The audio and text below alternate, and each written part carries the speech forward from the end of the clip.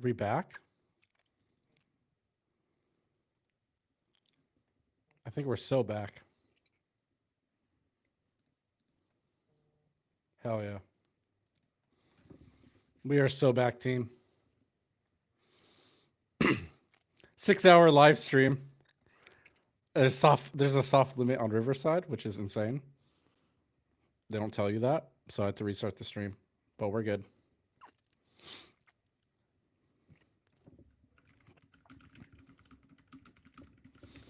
Shout out Sahil, my producer, for today. Help me out there. Just wait a second for the next guest to roll in.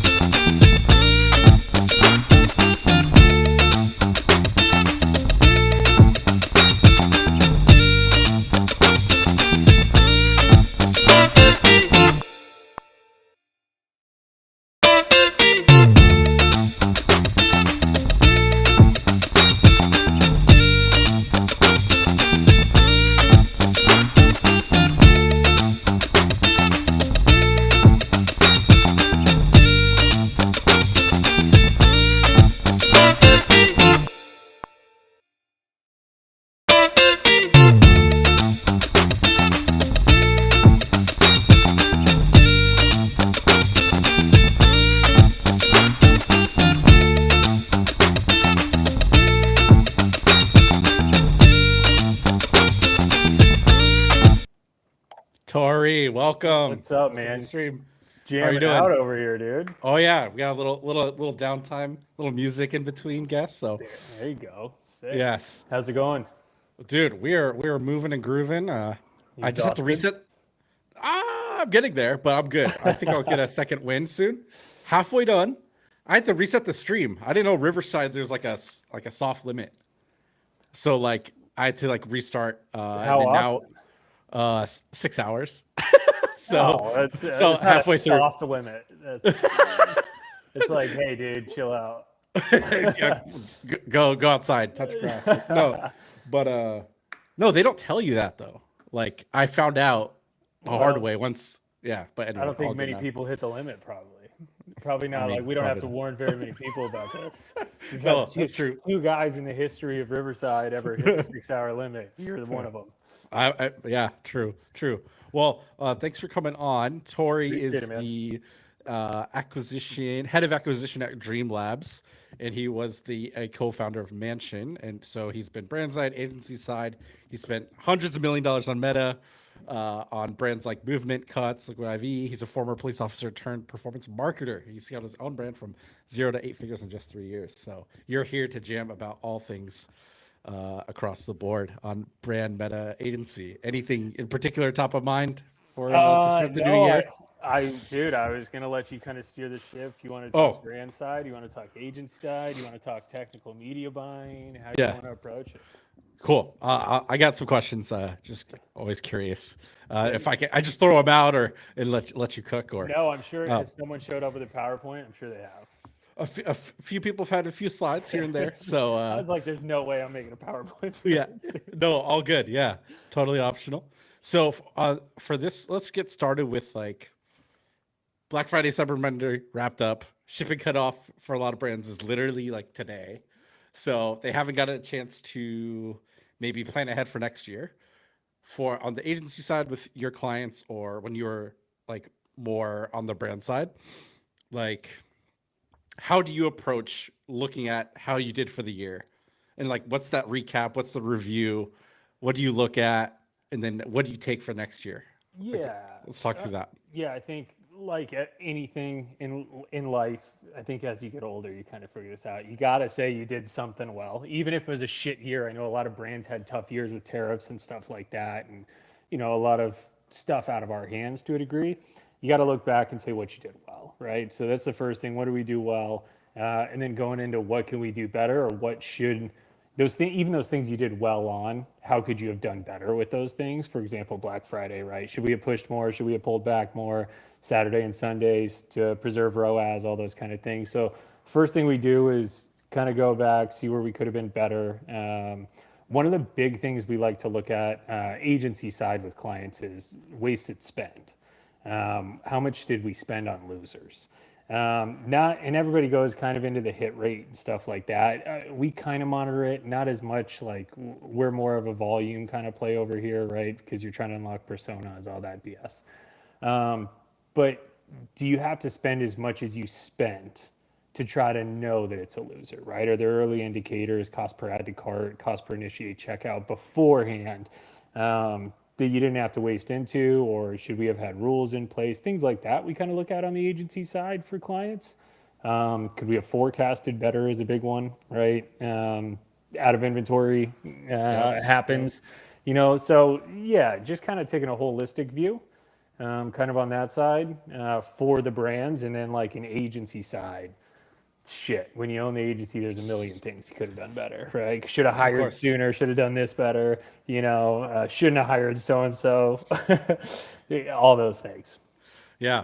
On quick follow up there on the wasted spend side, how much of it? Yeah. What's the what's like? I'm spending too much or too little on testing, assuming you guys are using like lowest cost versus like cost caps or bid caps, because that's kind of that helps on that side. So just Yeah, curious on like a bit more there. yeah, it depends on the account, whether we use bid cap or highest volume. But no, just when we look at it, there's not necessarily like, oh, it should be 20%, it should be 15% or whatever. We don't look at things like that per se, because it really depends on the growth of the brand that year, right? If it's a fast growing brand, you're going to spend more on testing. It's just how it is. And if you're not, then you're not learning fast enough probably. It's more so like, hey, this ad spent $1,000, never got a purchase. Should we have spent $1,000 on it? Things like that. So we'll look at, we like a metric here called gross margin, which is just AOV minus cost per acquisition. So we actually look at that and we'll say what ads lost the most amount of money for the client this year, right? And so that's how we'll actually look at it and say like, okay, if we could have eliminated 50% of the spend, we would have saved the brand, $40,000 at the end of the year, something like that, which is an enormous amount of money to the bottom line, basically immediately, or it's reallocated, right? Could be that as well. So yeah, those are kind of the ways we kind of dive into it. That makes sense. So that's the recap the year. To take into next year, 2026, what are brand founders not thinking about that you, either from an agency perspective, you have an outside POV, or from your as a previous brand founder that you learned through trial and error? What are those things that they're not thinking about that they should be? I'm sure there's 2 or 3 things that come to mind.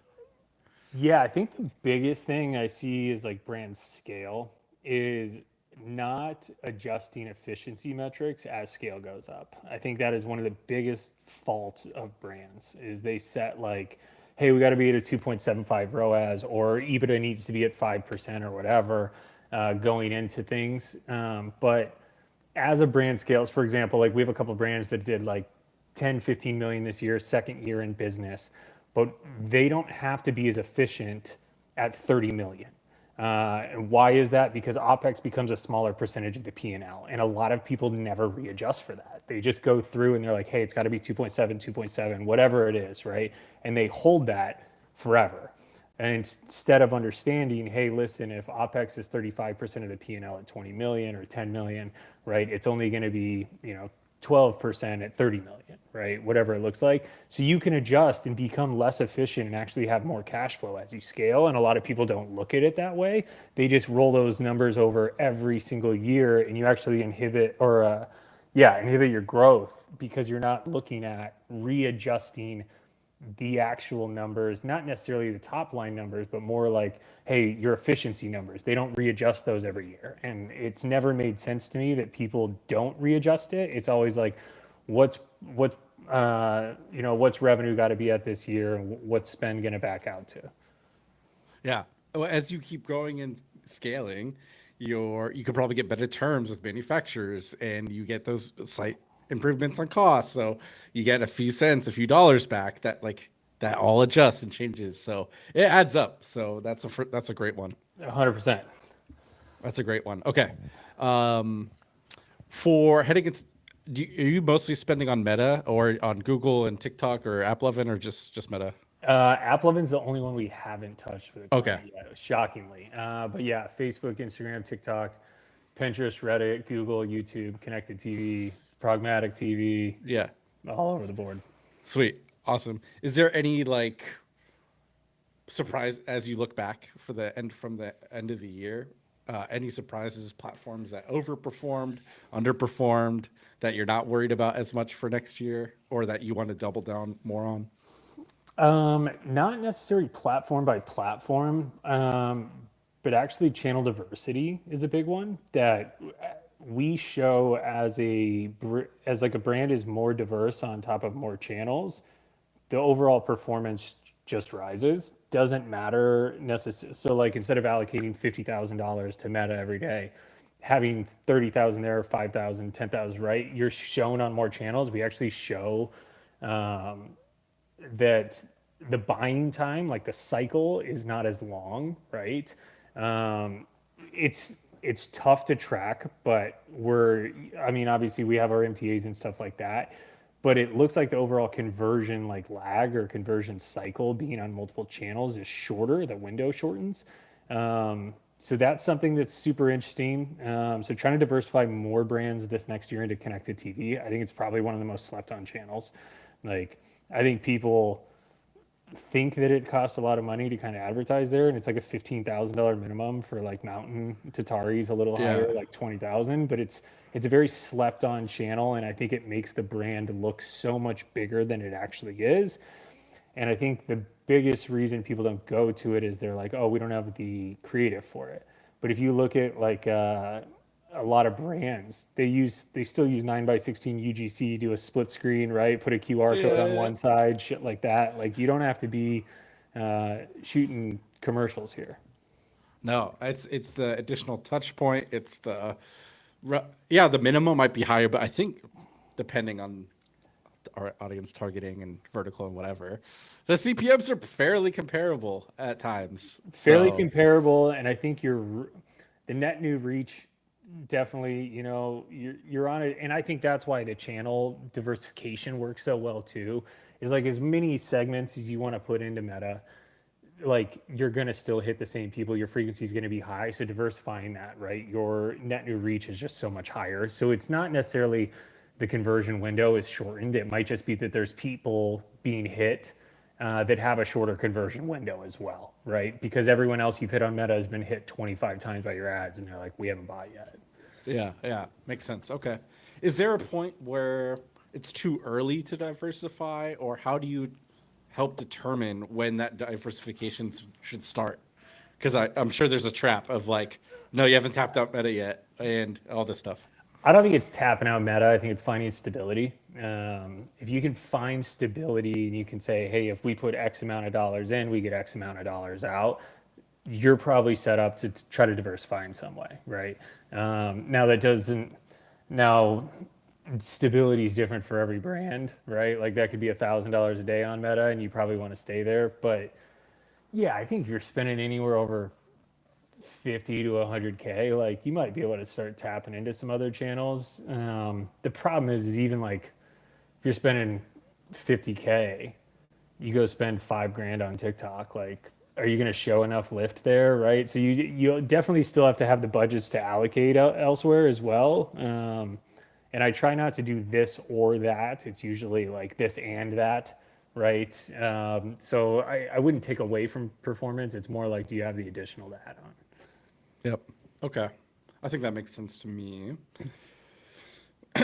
Speaking of this or that, brand and agency experience, is there a time in this whole, at least on Twitter the last few weeks, there's always some interesting conversation and argument. One I want to bring up because your experience, in-house versus agency. Is there a specific like threshold or use case that you prefer one or the other, having been on both sides, or what's your take there?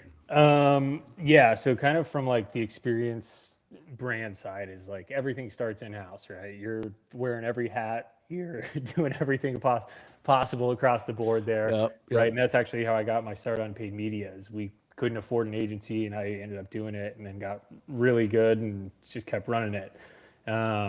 But everything starts in house. Then I think you get to this point where you run out of time and you have to start to allocate stuff elsewhere.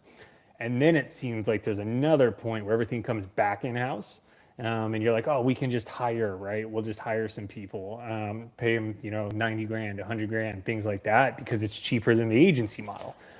But then I feel like, again, you get too big. And what happens is you can't hire the best people. You can't. Like the best media buyers in the world are either A, running their own agency, or B, running their own brand, right? Because you're not going to pay $400,000 for the best guys in the world to come in and run your stuff. So the best guys in the world, in my opinion, who are in anything, are usually not going to be an employee somewhere, right? So going back out agency side eventually is where you end up finding someone who's really damn good. Yeah, that tends to be what I've experienced and what I see and what others have said too. It's in-house, agency again, because And I feel like they end up agency, right? yep, a lot of them do. Yeah, yeah, man. It's because you're like, shit, I can help so many more people. I have this process, I have this framework, like I have the data now. Like you get so many insights across so many perspectives, dozens or hundreds versus just one single brand. So Yes. it's super helpful. Yeah, 100%. Like if we have a creative that works, we're going to roll out that framework across everybody, right? You only know what you don't know, right? And when you're single focused on one brand, it makes that very difficult.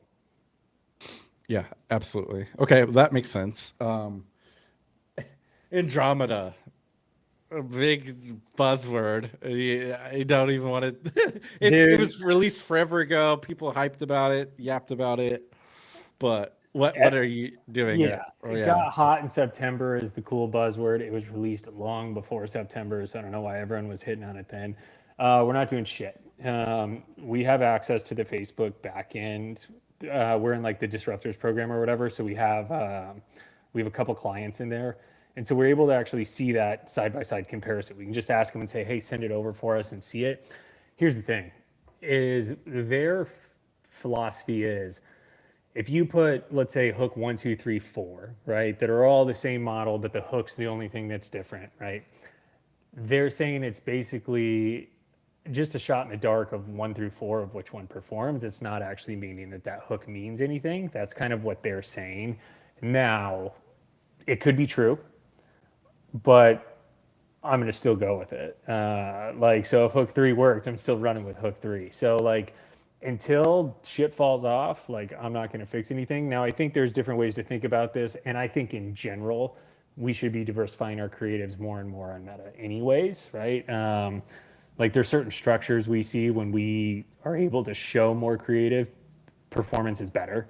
Then instead of chucking it into an ASC and 3 to 4 ads, get all the spend, right? So I think personas is something we should have been hitting on all along. And I think Andromeda just kind of made people aware of it. But I don't think it's, hey, stop testing, or stop testing similar things to know what the difference is. Yeah. I just, yeah. If yeah. Yeah. I Yeah, don't I mean, think it's, there's a million ways to look at it, but yeah. people who are changing their whole agency or their whole brand to try to like use this buzzword and say we're the new guys on the block who are listening to Andromeda is like, good luck, man. Yeah. Like, That's basically what I was trying to say without. So thank you for finding the yeah. words. So not too worried about that. And speaking of diversification, I mentioned you said all these channels, but not App Lovin yet. Is that the reason for that? Just not the right fit brand? Just like something on the outlook for next year? Definitely something on the outlook. I think a lot of it is that, at least, and this is just me being biased and having experience. I have experience on every other channel. I've yet to meet a brand that is on 4 to 5 channels and needs to unlock AppLovin, right? But I can kind of tell a brand like, hey, if you go to connected TV, this is what we can expect. TikTok, this what you can expect.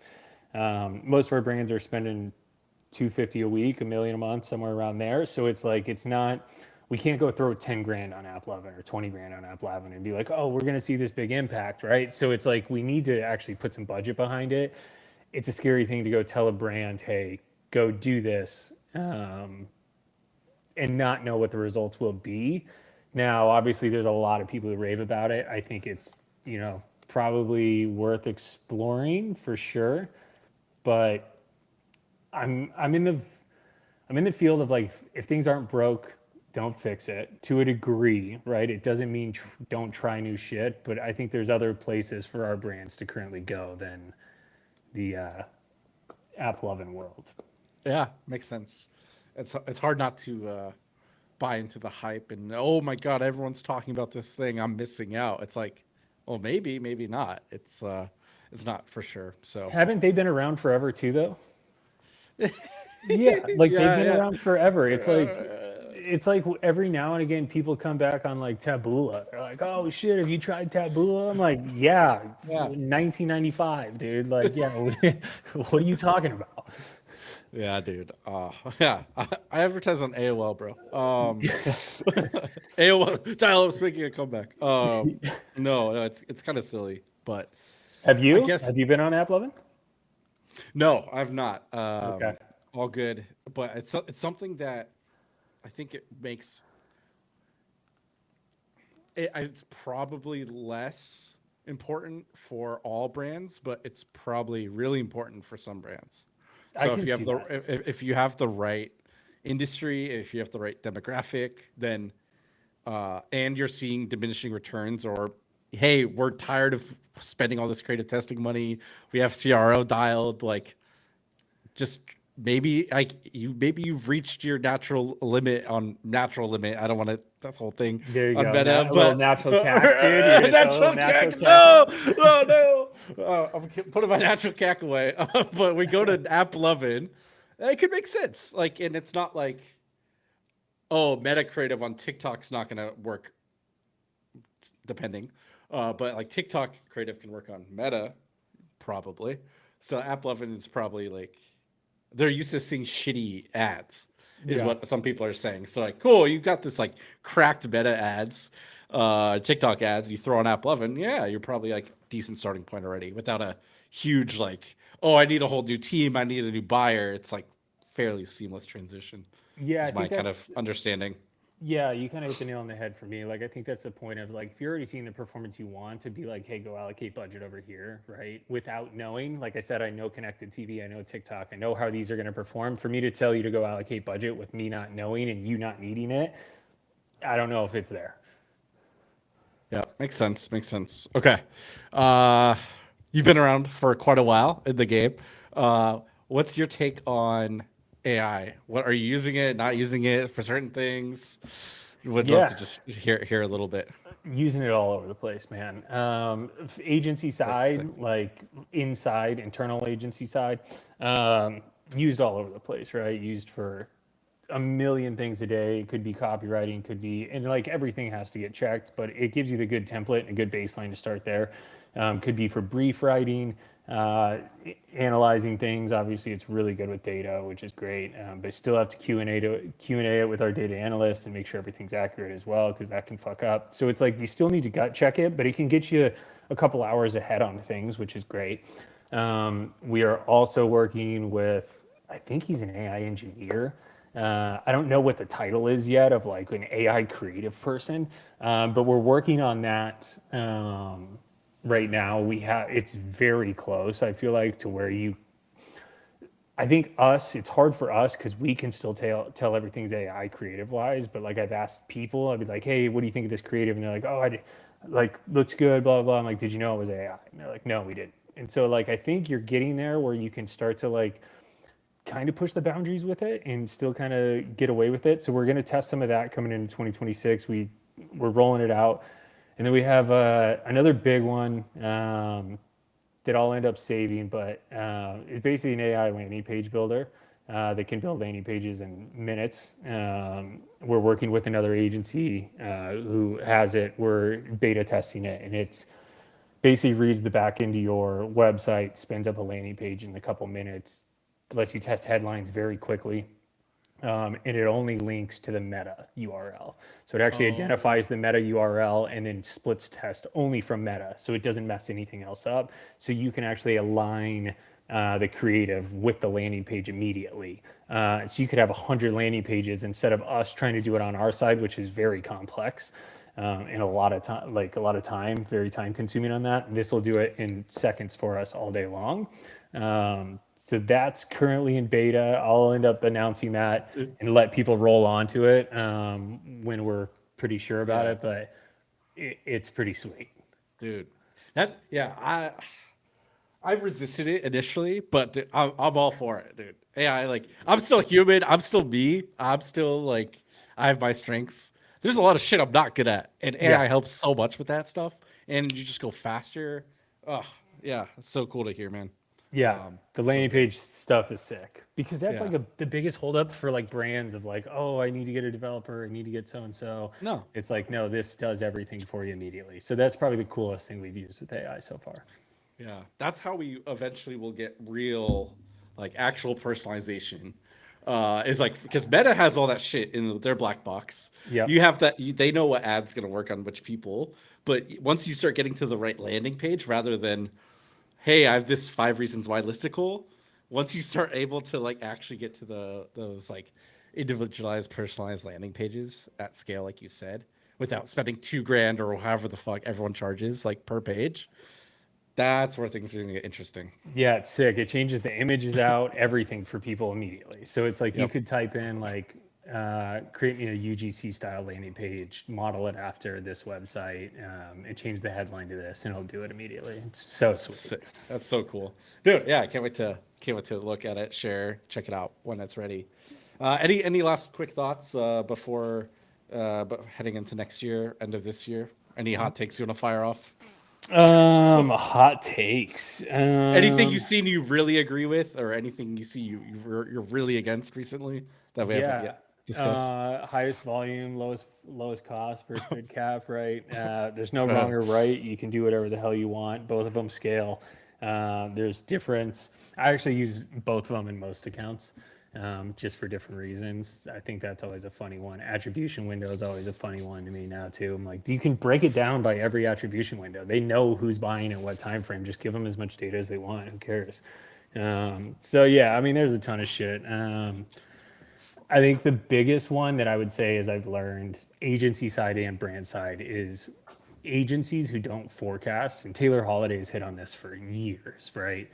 But like, and I think we've gotten really good at it. I think so, but it's always funny because I'm sure CTC would shit on us with forecasting. I mean, dude, they've been at it for so long. Yeah. They know the mistakes they've made, like, so they can do it. And those mistakes in forecasting only come once, twice, maybe 3 times a year. They don't come often. So for you to know, but yeah, no, I think forecasting and then breaking out that forecasting with your brands, not for your brands, breaking out that forecasting with your brands to say, 40% of this SKU is responsible for X amount of revenue, but by month. So like January, we sell, this shoe, February we sell this shoe, etc., and breaking that out. And then we kind of define our own MMM a little bit as well through that and say like, hey, you know, there's $1 million to spend, 10% here, 20% here, 70% here, and you still have to be agile and move things around.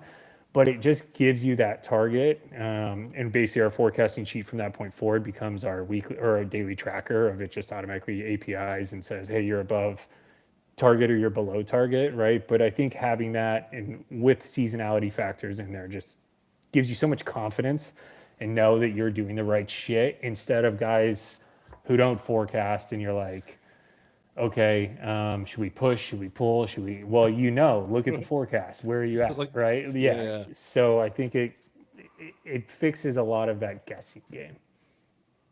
Yeah, it's educated guess. There's more guardrails and it's more dialed in. It's hard to. I don't think you could be 100% right unless you're like. Even CTC is probably not 100% right, but yeah, they're just reps and it's how to navigate and adjust and pivot and. Oh, I'm off track by how much? Oh, here's what actions I need to take. Or, oh, we're ahead of schedule. Okay, what things should I worry about? Yes. Yeah. So I think that helps a lot. Otherwise, you don't know if you're ahead or behind, and you're just like, oh, keep it rocking. Like, nah, it's all good. Yeah, you can't do that shit. Nope. Awesome. Well, awesome. That was a great way to end. Really appreciate the time. Nice meeting you. Nice jamming with you. Yeah, thanks for having me on. You want to plug anything? No, dude. Just say your website. No, I'm good. No. Okay. No, follow Matt. Follow Matt. Follow me. Well, thank you. Thanks for the shout out. Guys. Thanks for the time, dude. Yep. Appreciate Take it it. easy. Bye. Peace out. That was awesome.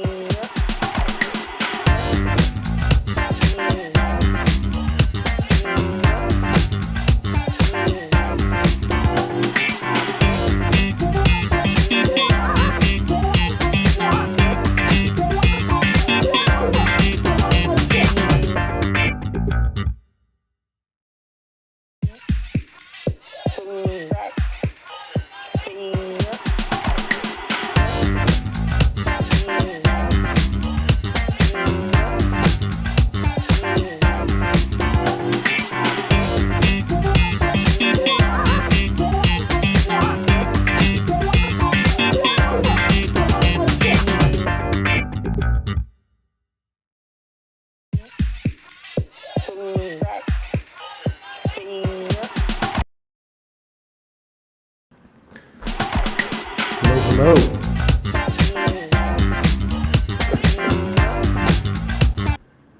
Hello, Matt. doing, buddy? I'm Can you hear me? awesome. Yeah, I can hear you. Good.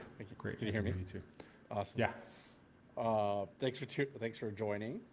Let me do my little intro.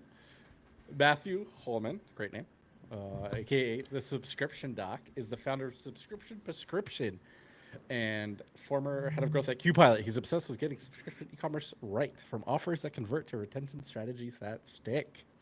Welcome, and let's jam on subscription offers yet again. Let's absolutely. how do we review 2025 subscription?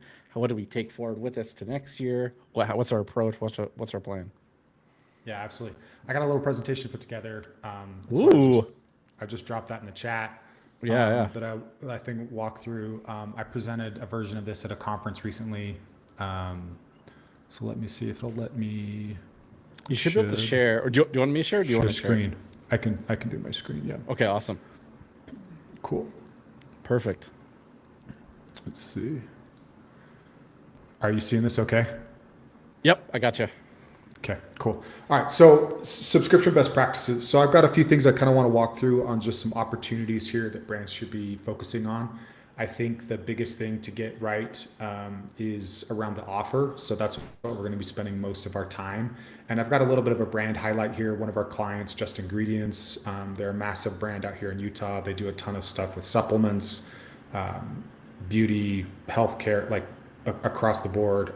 So they're kind of like a brand example we're using in here. So when you think about subscription brands, like what do winning subscription brands have in common? Because it's not too often where we talk about like, oh, you got to go see so-and-so's email timing on their upsell off their primary hero product. That's why they've reached 300 million in revenue. No, most of what we're talking about is they've got a great product, they've got great creative, they have an amazing offer, and then they've got great engagement, and then that comes with like a feedback loop about winning. But I want to kind of get into like this idea of why are the offers so important, why we talk about it so much. And as a subscription consultant, I actually end up talking about acquisition all the time, as I'd like to make just a quick case argument for how you can positively impact your brand. So this is just a little bit of like okay, say we acquire 100 subscribers out of a total of 280 orders.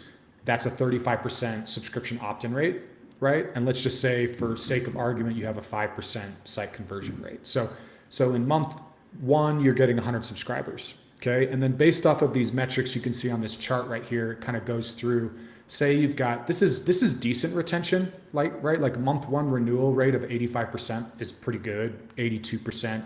Like that's pretty good numbers. So looking at like month four, you'd have about 55 subscribers left based on this scenario. But here's the hard part, is in order to get like really big lift in a subscription program, say when we're going from 55 subscribers in month four to say like 70, 72, we have to lift up these retention rates month over month into the 90s, yep. which is possible, but it's really hard, right? Like this is how we're onboarding people. This is like product, like maybe acquisition team is like selling to the wrong types of customers, right? Like, so 8% monthly churn is phenomenal, and you get 17 more subscribers by month four. But the truth is that there's a simpler way to get those 17 more subscribers by month four, and it's just by making small changes to your subscription program. So if I were to increase my 5% site conversion rate to 5.5%, which I think everybody listening to this would kill for, you'd have 4 more people by month 4. But if I changed my opt-in rate from 35% to 45%, I would have 14 more subscribers by month 4, right? And even just a little bit of a bump, 5.25% to 40 and 45% opt-in rate, I'd get that 17. And I just want to say, anybody listening to this call is going to know that like testing offer strategy can be kind of confusing at times and hard, but it's going to be a lot easier than month over month working on all of how we're onboarding people.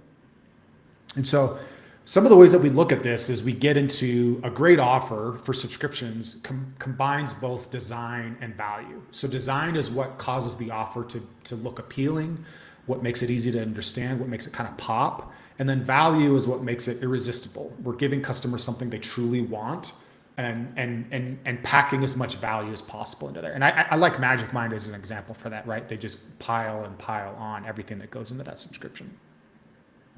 So design, this is a brand that I really love. They've made some very recent updates to their site, but this is one of the cleanest like subscription offers out there. And so design is very clearly visualizing what subscribers receive each time. This is an electric flosser with replacement heads on subscription. So you're getting, here's the discount, you're getting free shipping and 20% off, and they're getting these 90 floss heads delivered every 3 months. So the design is really clearly emphasizing why you should pick this over this. The price is red to show you that you're saving $20 here than you would otherwise, right? And then they also should do a good job of showing, like, there's not a picture showing here, but they show a picture of everything that's in here. You see a link of everything that's included. Now, here's another really great example. Grunes, they've also made recent updates. They're actually now testing a model where they're getting you to opt into like 1 or 2, like for 1 person or 2 person. They've got this kind of like, also you can get a 1 month supply or a 3 month supply. This is something they've updated in the last month or 2. But the subscription first, right? That should always be part of the design. We're emphasizing the subscription first. It's the most valuable and the obvious choice. We're using clear imagery. So like this thing, just the one-time purchase options is a lot smaller, right? The subscribe and save has all these different benefits that we're able to pack into here. It's just really clear. We see the strike through on the price really easily. And then again, from a design standpoint, this is another brand, Respire Sleep Strips, where they're showing 1 pack, 3 pack, 6 pack. So you have these bulk options. You can see the price per strip really clearly, 77 cents, 50 cents, 42 cents. You see the overall price, you see these perks in right here. So again, design is supposed to really make that offer kind of pop and make it really easy to see and understand. Now, when we're talking about offer, we're talking about value. This is where we're starting to like add on elements of what's going to make that more compelling. So bulk options is something we've seen be really, really successful. It may be cooling off just a little bit. You're seeing more brands play with different versions of this. Like I mentioned, Grunes has recently gone to trying to get you to pick 1 versus 2, or get you to pick a 1 month supply or a 3 month supply. So they're not really doing 3 options anymore, but a lot of brands are still doing it this way. And then so for this brand, we did this test, I think actually was from last BFCM. We were able to see a massive AOV lift because we were showing people a lot more clearly what they were getting. And being able to purchase more, you get more value, right? You're getting a 90-day supply of skincare on a subscription, getting a ton of value packed into there.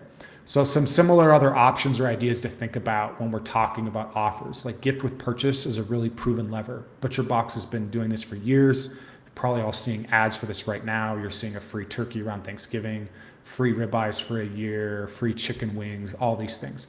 The interesting thing about gift with purchase is that it actually appeals to a different type of consumer that's not necessarily just a value seeker or a value hunter. We're seeing somebody that's like, hey, I want more value. I'm willing to buy from you if I'm getting more for my dollar, as opposed to somebody who's like, hey, I'm looking for this product the cheapest way possible, right? So it's 2 different types of buyers. And I do want to point out with this bulk option that I was saying here, that's showing here, 30-day supply versus a 90-day supply on a renewal rate. By the time a 90-day supply is renewing, I have not yet seen an instance where the bulk option renews at a lower percentage than the monthly. So that means, say, month 3 going into month 4, your 3-month supply might renew at like 50%. Your monthly is going to renew at 40%. So not only do they spend more with you up front, they're paying for 3 subscriptions up front, and it can often have a conversion lift, so it actually converts higher, but it actually renews better than it does than a monthly offer does. So That's awesome. It's definitely something worth testing here. It's phenomenal. And then let's see. Yeah, so I like mentioned, this is Everyday Dose. Everyday Dose and Magic Mind are similar in my mind. I often get them confused, but they both are showing a ton of gifts, a ton of value, right? To get you to buy their coffee, buy their options. And gifts usually are better margin, right? So instead of giving 10% off a $50 purchase for an extra $5 of margin, I can get a product that's like costing me $2, for example. So here's just an example of something we did with with Just Ingredients. We took a very simple subscribe and save option. We made it a little more compelling. We added some more value. We put it first, and we saw a really big lift in their subscription opt-in rate. So just making some of these simple changes. This isn't even necessarily getting into the bulk and all the fancy stuff. We're able to see like a really significant improvement. Okay, so that's a lot of offers, Matt. I can go into like the rest of the stuff, like post-purchase, billing reminders, but I want to like take a beat, see if there's anything you wanted to ask about or dive into more. No, dude, super helpful. Obviously, we've recorded our mini series previously that's still being released. Mm-hmm. So got a lot of good info and refreshers, but super helpful to like see the examples while you're talking about Right. it this time. So that's super cool.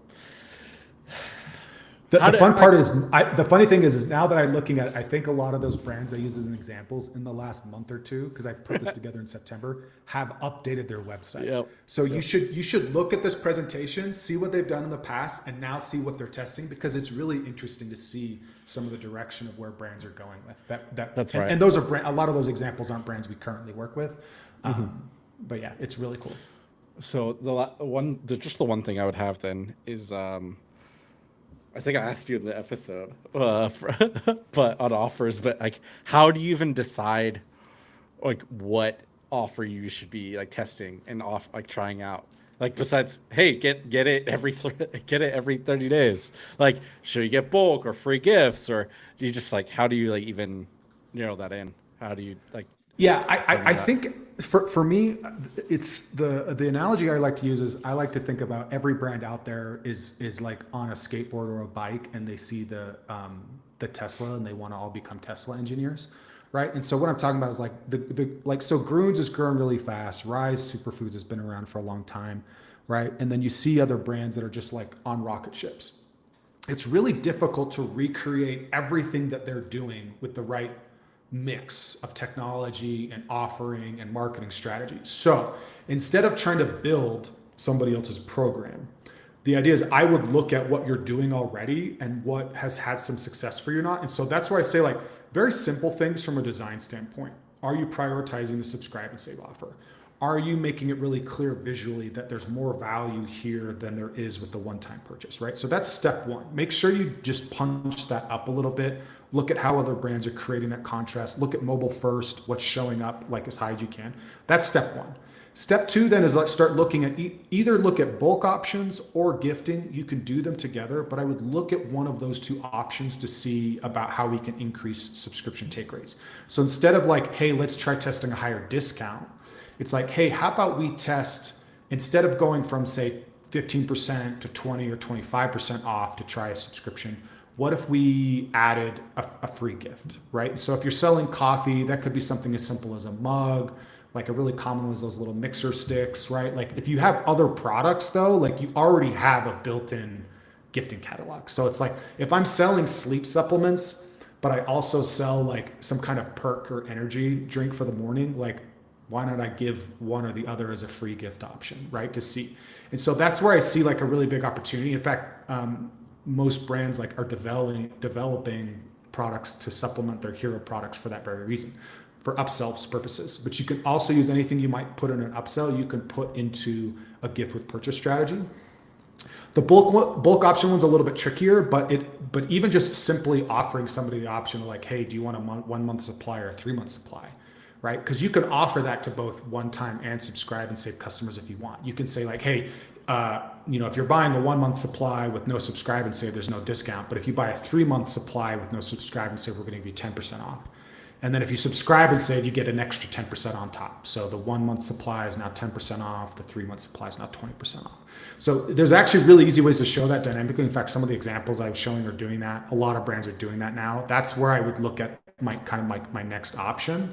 And then from there, it's where you are trying to start to get creative, like looking at, honestly, paying attention to consumption habits, how often people are really using the product. And then a lot of times that offer strategy isn't always just up front, but it's something I'm gonna hit people with after like their first month's renewal. So you subscribe, you didn't cancel right away. Okay, now I'm gonna introduce you to some other offers that we have available. Sweet. No, really helpful. It's a art, science, and math. Like you do all of it, and it comes together. It's really good. Yeah. So, okay, do you want to go back and share more? Do you want to stay here? Absolutely. Is there anything else? Yeah. No, we can go through. There's a few more impactful things I think that are worth sharing. Cool. And so just kind of like walking through the customer experience here a little bit is the next kind of like big thing is like when we're looking at from a retention standpoint, these are the touch points that I'm worried about as a subscription brand. I'm worried about how I onboard people, how I'm guiding customers from day one. I'm thinking about unboxing and not necessarily making it super pretty and like really compelling in that way, but making sure that everybody has a really great first product experience, and then billing reminders. This is where I see a lot of brands missing because they're not investing or testing this at all. But the goal of all this stuff is people start using your product, they use it consistently, and they start building lasting habits.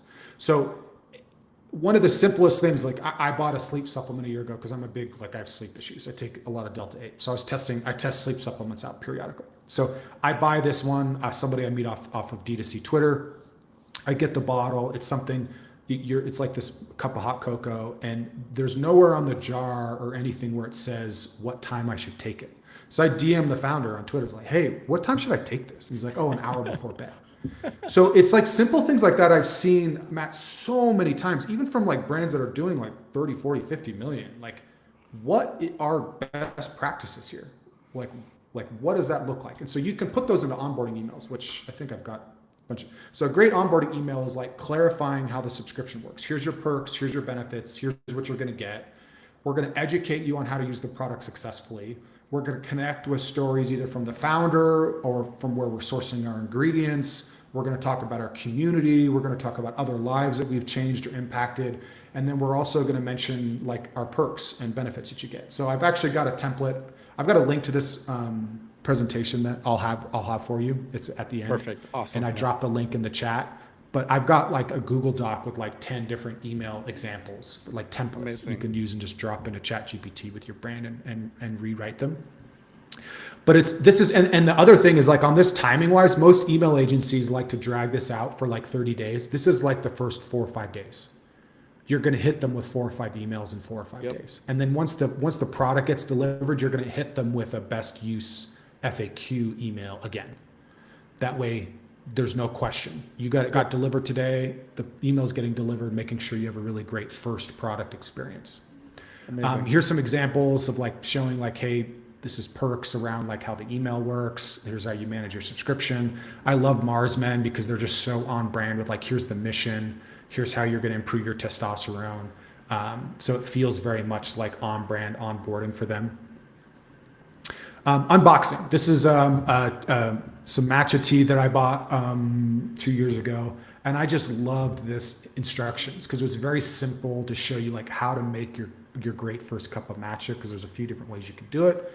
You want to make it memorable, make it educational, focus on the customer, right? This isn't necessarily the place where you're like, follow us on Instagram, here's your upsell kind of thing. Like this first subscription unboxing experience should be all about making sure they have a really positive product experience. It's like, here's where other customers store it, right? Here's how you remember to take it, like things like that. Now the billing reminder is where, like, I think we chat about this on the initial interview. Is like, okay, is this a liability or an opportunity, right? I'm going to be releasing some case study stuff with a brand. We've been working on this. Like, it's the same. Whether they send it or not send it, the cohorts are almost identical across thousands and thousands of subscribers. So for us, it's a huge upsell opportunity. If it's not going to negatively impact retention, I'm going to send it because we can now increase the value of any subscriber that opens that. But it's prime real estate. This is where you can really like reinforce how you're helping people. I think especially if you're a brand that has a product where it's not easy to see impact right away. So That's like right. I mentioned, like testosterone, or we've done work with women's supplement brands where say it's something that changes over time, where you say you have to be taking it like 45, 60, 90 days to really feel differently. That onboarding email is critical. The billing reminder is also critical. You need to remind people like, hey, you're just getting started. Like here are quotes from other customers of their experience and how it's impacted their lives over time, right? Yep. And then for anybody who's really like feels like they want to really have a clear, clean subscription experience, SMS is the way to go. People trust you more. They have more control. Yes, they might cancel, but they cancel because they don't need it, not because of any other misalignment, and they're willing to like click and give you more feedback. So it's really something to worth getting into. A strong billing reminder is going to highlight subscription value. It's going to reinforce why it's worth keeping. You're going to introduce relevant upsell or cross-sell offers. Make changes easy with quick links. Keep the focus in email. So this whole thing with quick links is like, And I want to see, I can't remember if I have, yeah, I've got some examples here. So a quick link is like going to give somebody the option to say they want to delay their order by 30 days, or they want to add an item to their upcoming shipment. So Recharge, Skio, Stay, like almost everybody is enabling this in some way or shape or form, where it's essentially you create the link inside your subscription app, you embed it inside Klaviyo, and then when somebody clicks it, there's basically takes them to a confirmation screen, and then they're done. So they don't have to check out again. They don't need to even go to the subscriber portal. Yep. So if that way you really align with consumption and need. And my whole thing is like, if I can get everybody to do something in the email without going to the subscription portal, then I feel great, because the subscription portal is the cancel button in it. And so on this right example, this is Mixers, and they're using an embed from Zamo. In fact, I think Marsman is using Zamo as well. So Zamo is an actual subscription app embed for Klaviyo, where you can actually put all these actions and stuff into it. So that's where I would kind of like end with saying, like, one of the biggest impacts. Oh, I will say, like, at the end of here, I've got a couple of other examples and graphics in here and stuff, but at the end on this presentation, I'll just make sure this is really clear. You can download this if you just want to screenshot this, and it'll just take you to a page. You can download it for free. I gave you the link in the chat so that people can see it. But that's kind of how I would look at doing, like, when I'm worrying about subscriptions, I'm worried about offers above and beyond. That's where I'm spending a ton of time and energy. And then I'm making sure that I'm onboarding people, that I'm investing time. I can test on that to see if I can drive down like first day and second day cancellations. Billing reminder is really, really critical. We could talk about cancellation flows and all that stuff, but realistically, like, getting people to buy and then getting people to use the product, it might sound ridiculous, are the number one drivers for growing a subscription program. No, it's it's like simple, not easy. Like, Right, yeah. Oh, I just paid back a consult for him to tell me that. Yeah, but there's these 4 different things you have to do to like get to that. It's hard to pull off, but no, super helpful, man. I'll make sure to link the presentations there as well once this is like live, not while we're live right now. And then plug. What do you want to point people to learn more about you, your work, your content? Yeah, you can look for me on LinkedIn, Matthew Holman, subscription prescription, or go to thesubscriptiondoc.com. We've got a lot of these templates and options there. We've got a newsletter, got a podcast, and yeah, a lot of what, I mean, our agency is focused on, we help brands craft these strategies, enable these strategies, and then continue to test and optimize these strategies. Amazing, man. Thanks so much for your time. Cool. Once again, Welcome, man. Always fun talking to you. Absolutely, man. Good luck. This is awesome. I love it. Yeah, thank you. Take care. Have a good one. Okay, bye. Peace out. That Matt is the better Matt. He's so smart. He's awesome. Love jamming with him. We'll take a quick break and get back to it.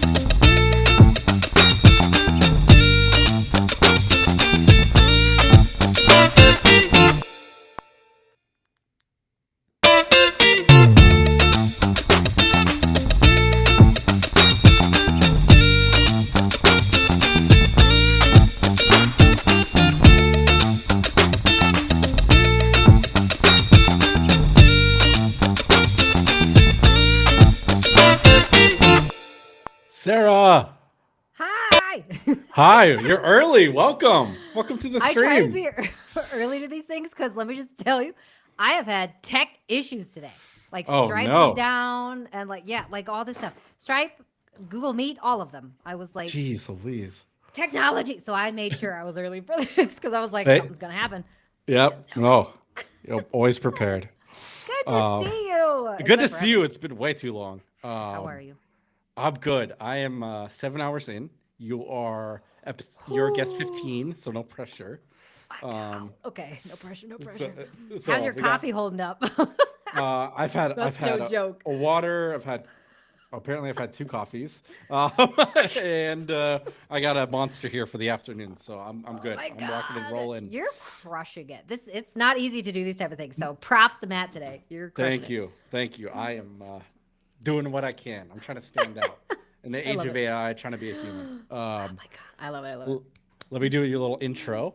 So Okay. Sarah Levinger is a consumer psychology and ad creative expert, helps brands understand the why behind what makes content convert. She's known for bridging the gap between organic content strategy and paid performance. And that's actually what I believe you're going to focus on today is compounded content.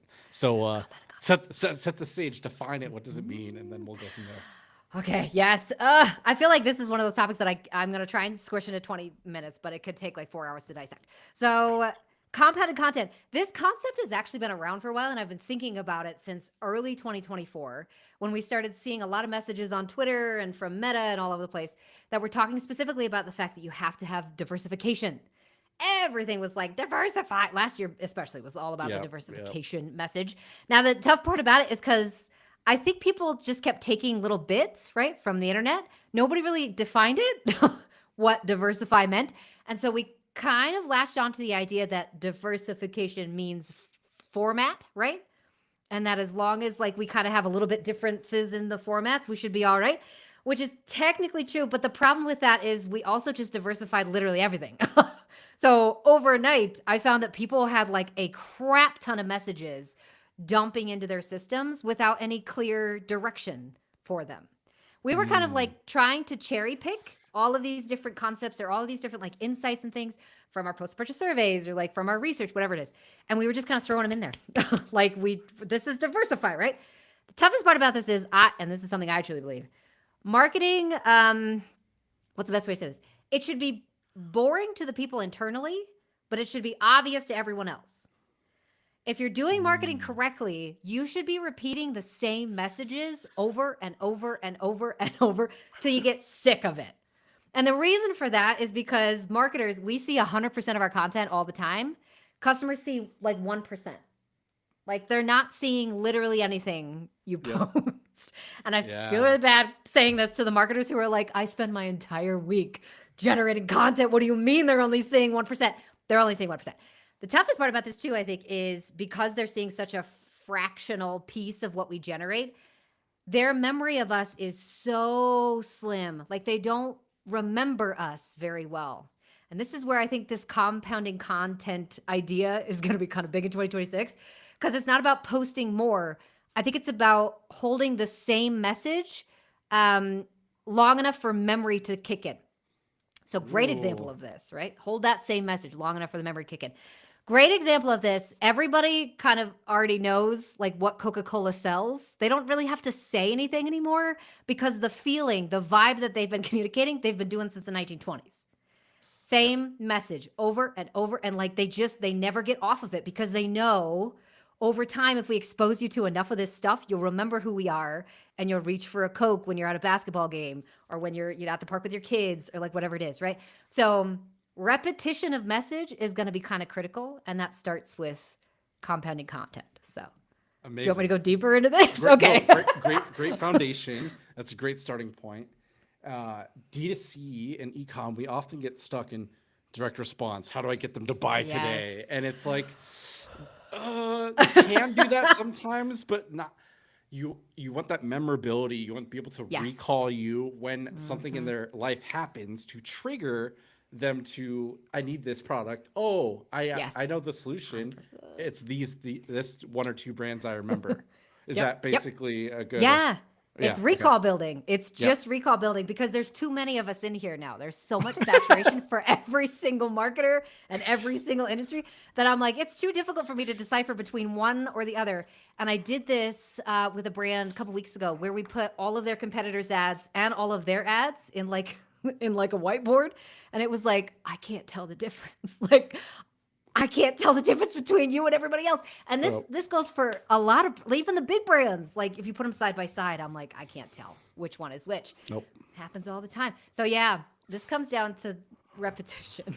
Yeah. So how do you differentiate then if they look Mm. the same, they sound the same? Everyone just has all these new AI tools. Oh, go to your competitor's library, copy their ads, remake it in your own. It's like, okay, cool. Like you Yeah. can do that, but should we? I don't know. I don't think so. So how do we take it from there? How do we stand out? But I love this and question. still be remembered. Yeah. Yes. Anytime you try and create a memory in the brain, memories are created from deep psychological experiences, emotional experiences is how we could think of this. Now, it doesn't have to be pain. The experience doesn't have to be pain. I had to teach this to a brand a couple weeks ago where we were talking about the fact that like the A in ADA, right? So we have attention, interest, desire, action. That like that agitate part of the experience, you don't have to make them feel pain to be able to generate some sort of like an emotional experience with them. So the very first thing I think about is what type of emotional experience are we trying to get them to have consistently with us?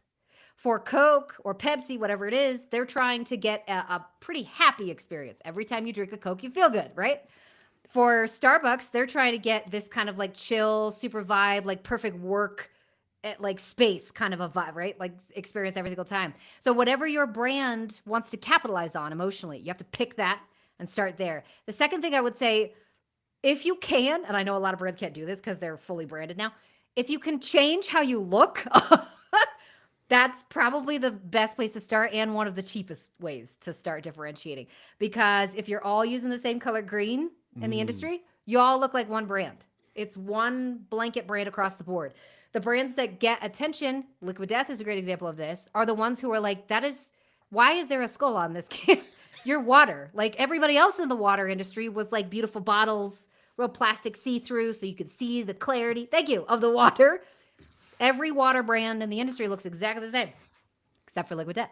It's So, more. yes. It's closer to Yeah. an energy drink, a beer, An kind energy of. drink, yes.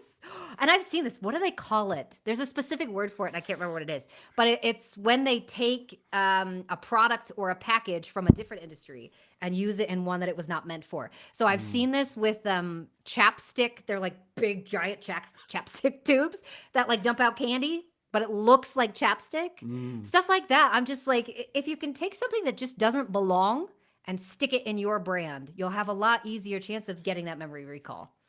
The one more example for that, and we can Yep. keep going. Is Ocean does the electrolytes? And Yes. it's like it's a soap dispenser. What? But if it looks like a soap dispenser is familiar, but you're like, oh, Mhm. I actually drink that. Oh, okay. Mhm. And now they have magnesium, and like they're Yes. expanding the product line. So Oh my God, I love that's it. Yep. the form factor. It's still magnesium. It's still electrolytes, but the form factor and how it's delivered, or like Groons Yeah. with gummies and create gummies and all this Yes. stuff, like All this all that. stuff. Yeah, I like. I anyway, love this. Well, and I Yeah. think this is really interesting. This is a tangent, but like Please. because we are now going down this really weird like Alice in Wonderland rabbit hole of anything is possible. Literally chapstick tubes or what did Liquid Death do? They did like a coffin makeup case yeah. with like another brand, like all this stuff. Because we're starting to see this happen in products and in branding because we're all trying to stand out because we're super oversaturated. That's going to change how people view the world, right? So your consumers are now going to start to basically indoctrinate themselves into believing that anything is possible. This is Alice in Wonderland kind of a syndrome where once you don't know what's real, you kind of accept anything is real, anything and everything that could come in, which is great for marketers because I'm like, we could literally come up with the most bonkers thing ever. We could have somebody dressed up as an Easter bunny and go out in like Times Square and give away shoes. Like you could do that. And people would be like, that's amazing. That's cool. Yeah. That's the coolest Right. thing. Yeah. So I'm saying you don't have to get like professional anymore. You can be bizarre. You can be weird. As long as you're creating some sort of an emotional experience with somebody, you're going to get that attention and that memory that you're going Okay. for. So yeah, Awesome. I love it. Cool. I'm here for it. Sweet.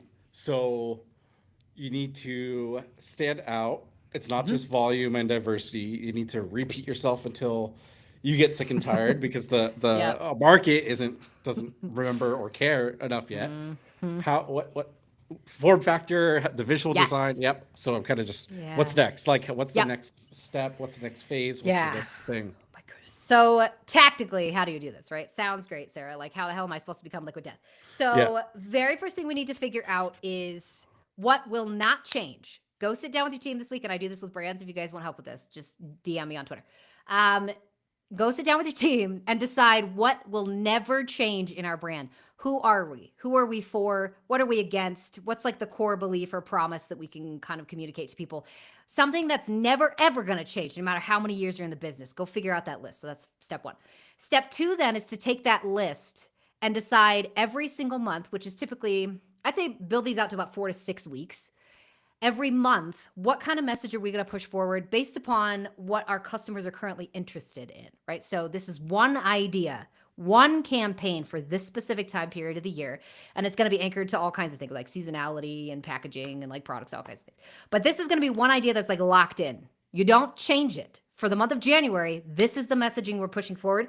And then go in and start to create your ads and your landing pages and your emails, all of this based upon this is the message we want to communicate this month. Yep. So is there a reason for a specific month? Is that because of the time of year and seasonality, or is it that's the 30 days? Like why a month? I do a month because I typically run my core set at least is 8 sales a year. So I build my marketing structures around 4 big sales, which is typically tied to like Prime Day, The Black holidays, Friday, like yeah. the holidays. Yeah, major holidays. And then I like to do 4 micro ones, which gets us to about every 6-8 weeks, we're going to have a sale. That's on purpose so that I don't get any portion of the year where we're not making money. Because there's in every industry, it doesn't matter what you have, there's no product that sells in perpetuity throughout the year like amazingly. There's always Exactly a weird the same. shoulder Yep, season. yep. Yeah.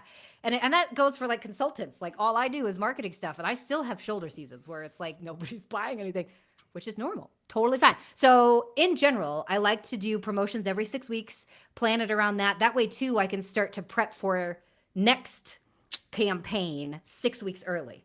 And I know exactly what we're going to do for the entirety of 2026. And I know what we're going to say, how we're going to say it. I know exactly what we need to communicate message-wise. So the message will compound over the entire year. I'll make sure that my team knows exactly what they're saying. Okay. Very careful. So I was following you so far. Mm-hmm. In terms of the memorability and repeatability, Yeah. you're saying the same message. Like, I'm trying to think of a brand. My brain is Like murder your thirst. Yeah, murder your thirst. Like murder your thirst. No, are you perfect? Thank you. Mm-hmm. Are you suggesting that every single ad has to say "murder your thirst" or Oh, variations great. of that? Variations, but it has to communicate the same emotion. Murder same your thirst is like emotion. real freaking intense, right? It's like you're gonna get it. Nobody's gonna tell you what to do. Like that kind. It'd be different if Liquid Death came out next month and was like, douse your thirst in something. Douse is like not what are you talking about? I'm not gonna douse a fire, right? I'm gonna drown it. Like it's use the correct language. Whatever you're trying to communicate, intensity of language is so critically important, as well as intensity of visuals and all kinds of things. But yes, whatever your core message is, you can say it in 1,000 different ways as long as the core message never changes. Okay, Yeah. and the core message is tied to the emotional state that you want. Okay, Yep. that's very helpful. That helps Yep, a yep, lot. Yep. Definitive. Yep. And that way too, over time, I mean, Liquid Death has been saying murder your thirst for how many years? Like nobody can come in and say murder your thirst now because they said it first. This works well for my business too. I've been saying like psychology-based creative for so many freaking years now that people just, if anybody came in and tried to say I'm psychology-based creative, it'd be kind of hard because They're competing, Sarah they're just keeps clashing. saying, yeah, I just keep saying it over and over and over. So for any brand, and this is why I'm like, oh, we need to go back to the days where we had a tagline. I mean, McDonald's has a tagline. Best Buy has a tagline. Taco Bell has a tagline. Taglines, people, they differentiate you way better than a diversity of ads could ever do for you. You have to know what you stand for so you don't forget throughout the year. Critical. Yes, amazing. How, or maybe not, would you differentiate with your content calendar, your promotion schedule between organic channel and your paid and ad account? Is Okay, it I the love same? this. Is it different? Is it how do you adjust it? Ads and organic content are the same thing in my book. They are content. They're the same exact thing. The only reason they're the same is because they're the same to your customer. When they see them, they're not sitting here going like, "Ooh, I wonder how well I'm going to convert off of this." None of them know. Like they don't know those things. That's ridiculous for them to think. They just see, "Oh, content," and then as soon as it starts to feel like an ad, they go ad, and then they scroll, right? Now, the reason they go ad has nothing to do with the fact that it's trying to sell them something. It has everything to do with the fact that they don't like the connotation of the content. They don't like feeling like they're being taken advantage of. It's not the ad. It's not the fact that it is an ad. It's that they don't like the feeling the ad is creating. And the reason I know this is because people will sit through 4+ hours of a Super Bowl and watch every single ad so they can tell their friends on their freaking bro chat, this was my favorite ad this week. People Yep. actually really do love ads because it's good content. So we set that down first.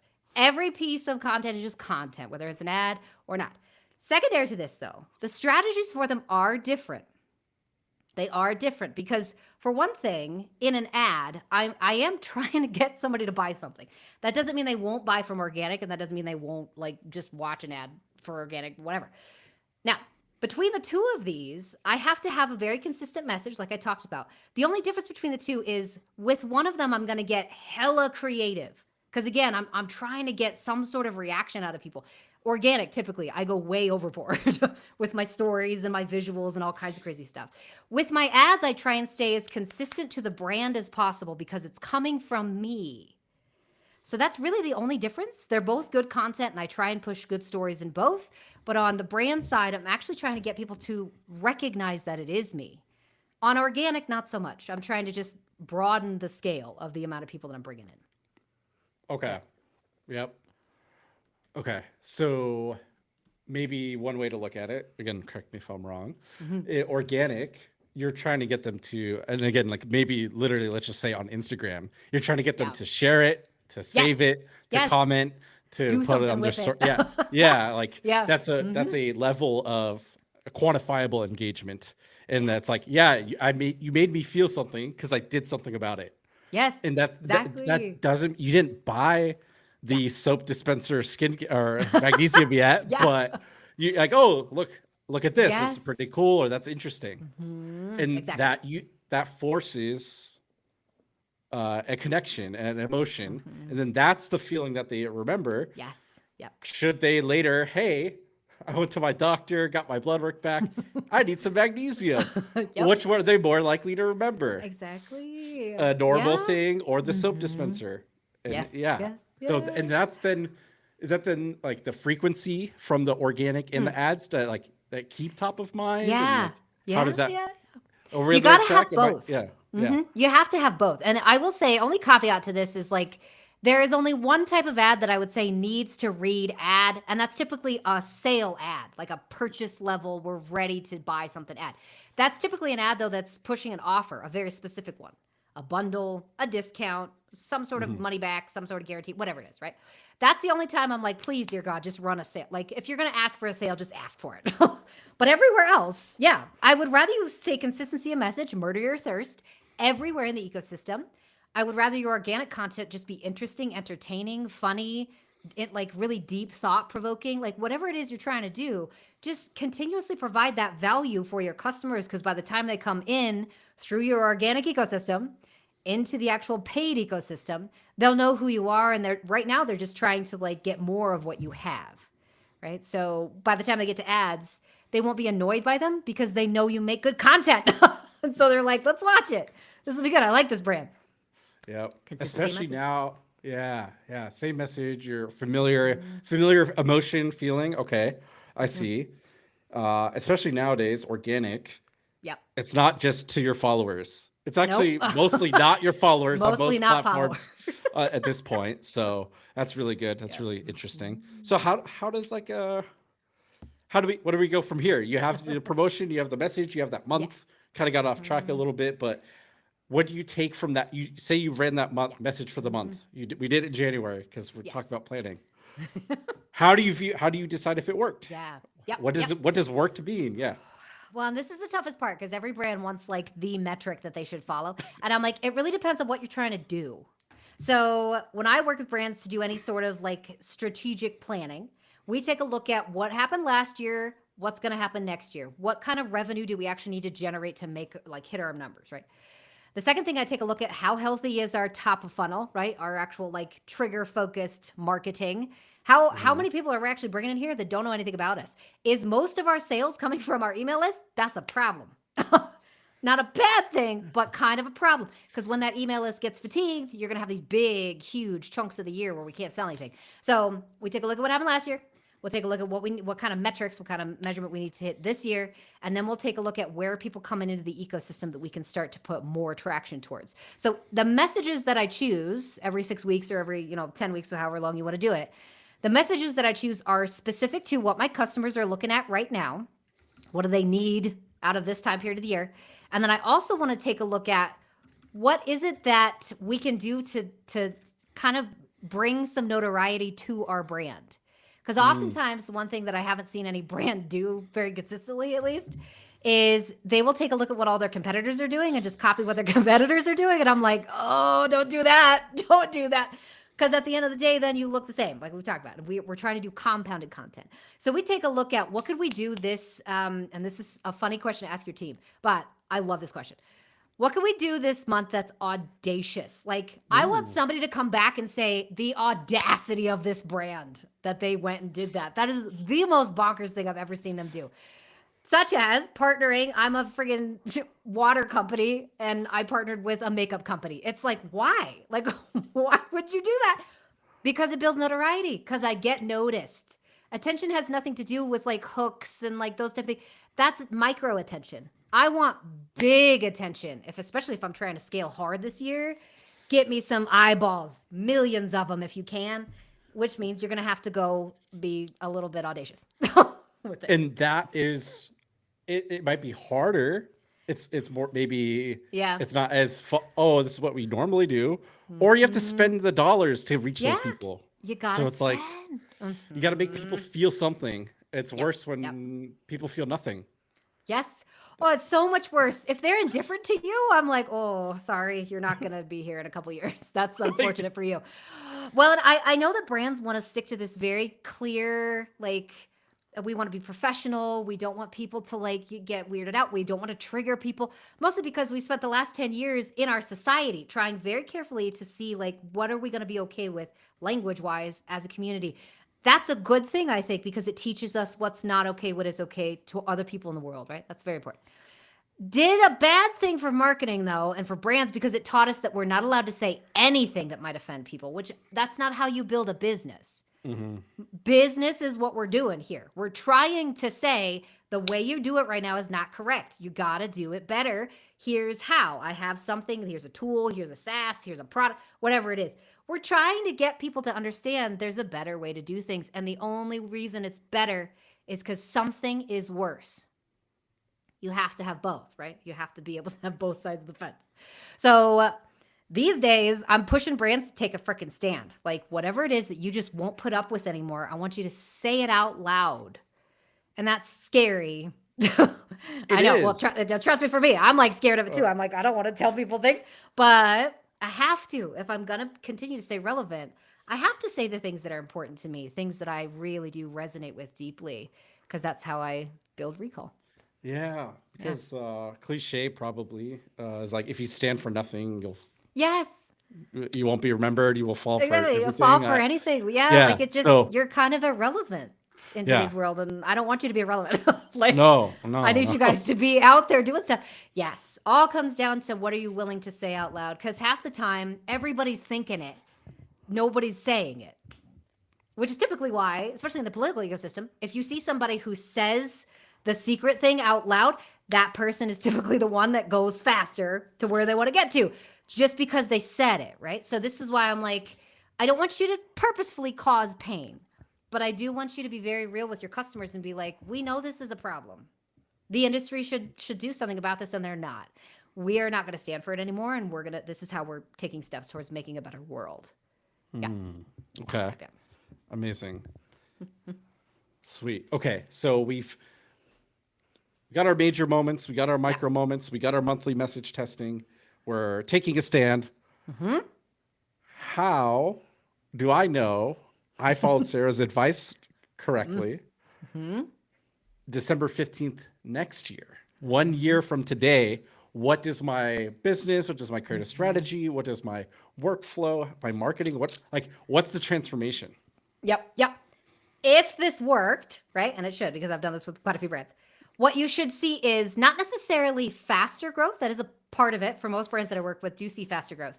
But what I typically see is market share, increase of market share. And that we typically measure by the amount of people who are talking about us. So some of this comes down to social listening. But if you can track that over time, and there's a couple different tools you can do this with. Brand Watch is my favorite one, where they'll track to see how many different brands are being talked about year over year, month over month, those type of things. I want to see that more people are talking about us than anybody else. And this will start to trickle down. Your top of line should move, right? You should be seeing more revenue coming in. You should be seeing more customers come in at an easier, faster, cheaper rate. If you're doing this correctly, all boats rise. So it's not going to be hard to identify. You're going to start to see this come up everywhere in the business where it's like, oh, I get we're starting to grow finally again. And it's consistent, more consistent this time because we're being more consistent on the internal of the brand. Yep. I'm sure you get pushback Yep. all the time with this because it's like, Oh, oh, wait, what do you mean? I just make me better ads and the ads convert better right away.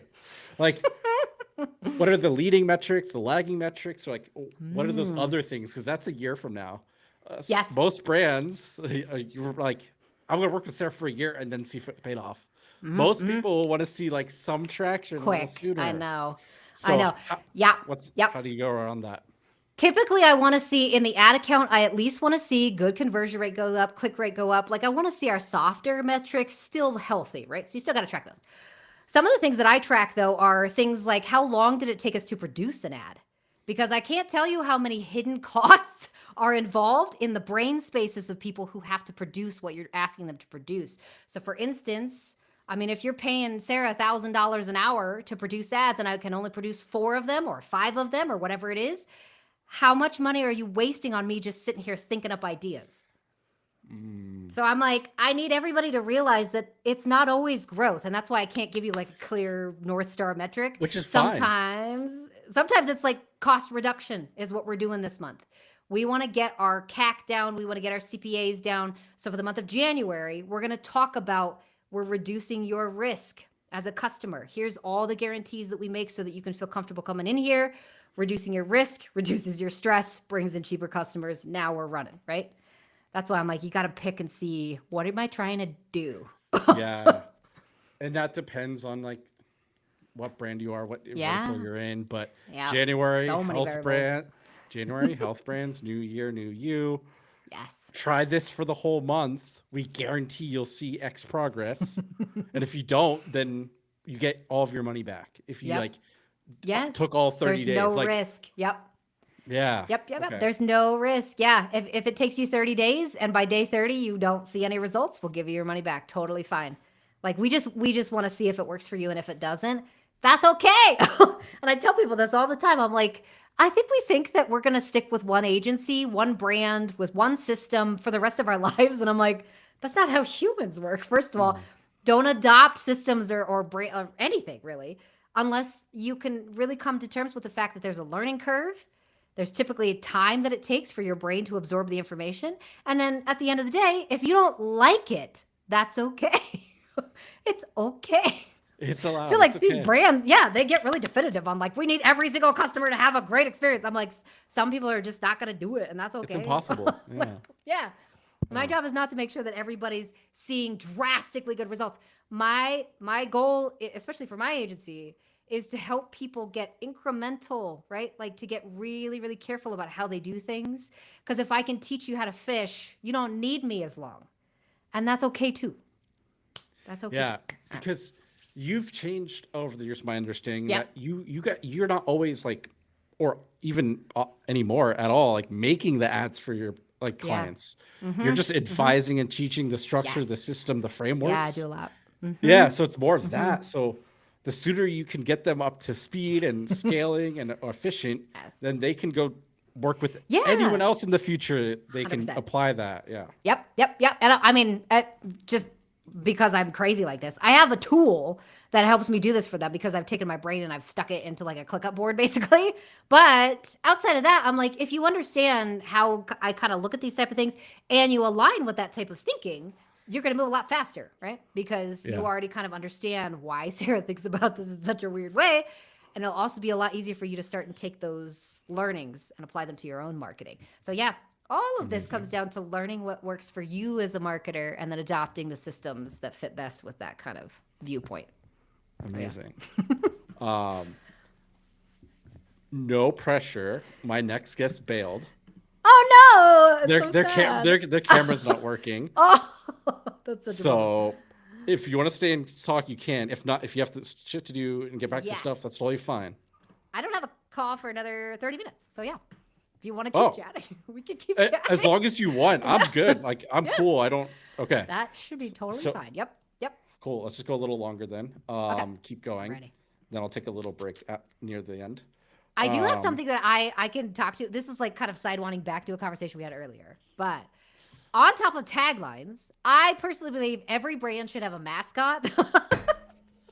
Okay. And I don't know that everybody's going to agree with me on this, but I don't even care because Sarah's speaking her truth like everybody else is. Yeah. Okay.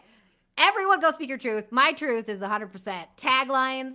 Please get some jingles back. If you have the bravery and somebody who understands how to build good brand jingles, I mean, I can't tell you. If I say anything pertaining to an old jingle, like everybody knows the song that's like meow, meow, meow, meow, meow, meow, meow, meow. Meow. Yeah, thank you. Even if you didn't grow up in that era, people know the song, right? And if I go ba da ba ba ba, everybody I'm loving it. knows. Thank you. What that is? Like I can't tell you guys. Like brand building is not nearly as hard as you think it is. It is literally one message repeated until you're sick of it, till you can't hear it anymore. And this is why, because the brain doesn't remember things that it heard one time. It only remembers things that it heard for years, especially if you want it to go deep, like repetition. So yeah, mascots are my second tip. Okay, no, but so why? I understand taglines. Mm-hmm. I understand slogans, the sonic branding, like the jingles. Like, Yes, I get that. I think I get it, but I don't want to say it. Why mascots? I love mascots because they are the original influencers. And everybody just kind of went away from them, I think, because again, early 2000s, I think we were trying to be so professional because of the .com boom. Like we got online and everybody's like, well, it's too hard. It's too hard to film a mascot and stick them up on there. Like, where am I going to host that video? And like, it was just a thing. So it died off mostly just because the internet was a thing. Nowadays, though, you can build a mascot for free. I have a mascot for Tether. He's a little red dinosaur. His name is Dex. Like, Yep. he's there, right? Now, Sarah hasn't used him nearly as much. Again, I need to use him a lot more than I currently have. I'm running out of time every week to try and develop this much content. But my original thought for him was that he would produce his own content. So Dex would review ads and he would be talking to brands and I would have content where he was dissecting all the emotions in there. Like, and that's great for me because then I can give that to a creative strategist or to a team member and they can create content that will bring in customers through his ecosystem. So if I ever wanted to sell the brand or if I wanted to move it to a different role in the brand, it's not a problem because it doesn't sit like on Sarah's It's not face. just- yeah. And I that's right. noticed this with so many brands this year that I'm working with. There's a lot of people that are like, the founder loves what he does, but he's kind of ready to be off influencer role. He doesn't want that, or he or she doesn't want it. And so we're getting to the point where it's like, how do we segue a founder out? They are the brand. And this is the problem. So one of the easiest ways to do it, really, I always tell people my best advice is just cut and dry. Do not phase that person out. Don't try and like keep them in there in some capacity. Because again, you're trying to get the brand to stand on its own 2 feet. If you don't want that founder in there, or if he or she is just done emotionally with this, cut them out. Just overnight, just be like, we are sunsetting this person. Send an email to all of your loyal followers and be like, this is done. It's going to hurt for a couple months. It's not going to be fun because the people who are in here came in for the person. But over time, you're going to notice very quickly that it's easier for us to start pushing brand and not founder if the founder isn't involved, because the brand will be able to stand on its own. Another way to do it is to introduce a mascot, have the founder create content with said mascot, and then pass the content to the mascot while you phase out the founder. It's intense. Yes, no, that makes sense. And with AI, and you have your own database of like your thoughts, your messages, the things you want to repeat, create variants, but still keep the same emotional. The mascot can still then expand your reach at scale infinitely and like with relatively low cost. So okay, that's what I thought. I'm glad I was on the right track. Yes, those mascots are so fun. When I've had people ask me, can I use an AI mascot? I don't know, because something I just posted today, TikTok has become like the 4th brand to start to throttle AI generated content. So if you are producing only AI generated avatars, influencers, any of these things, it's going to start to deprioritize your content just because you have AI included in it. Now, I don't know if this includes like, I don't know if it includes all organic content. Oh no, you're frozen, Matt. Is that just me? Ah, you're frozen. Well, I can't tell. Did I freeze or did you freeze?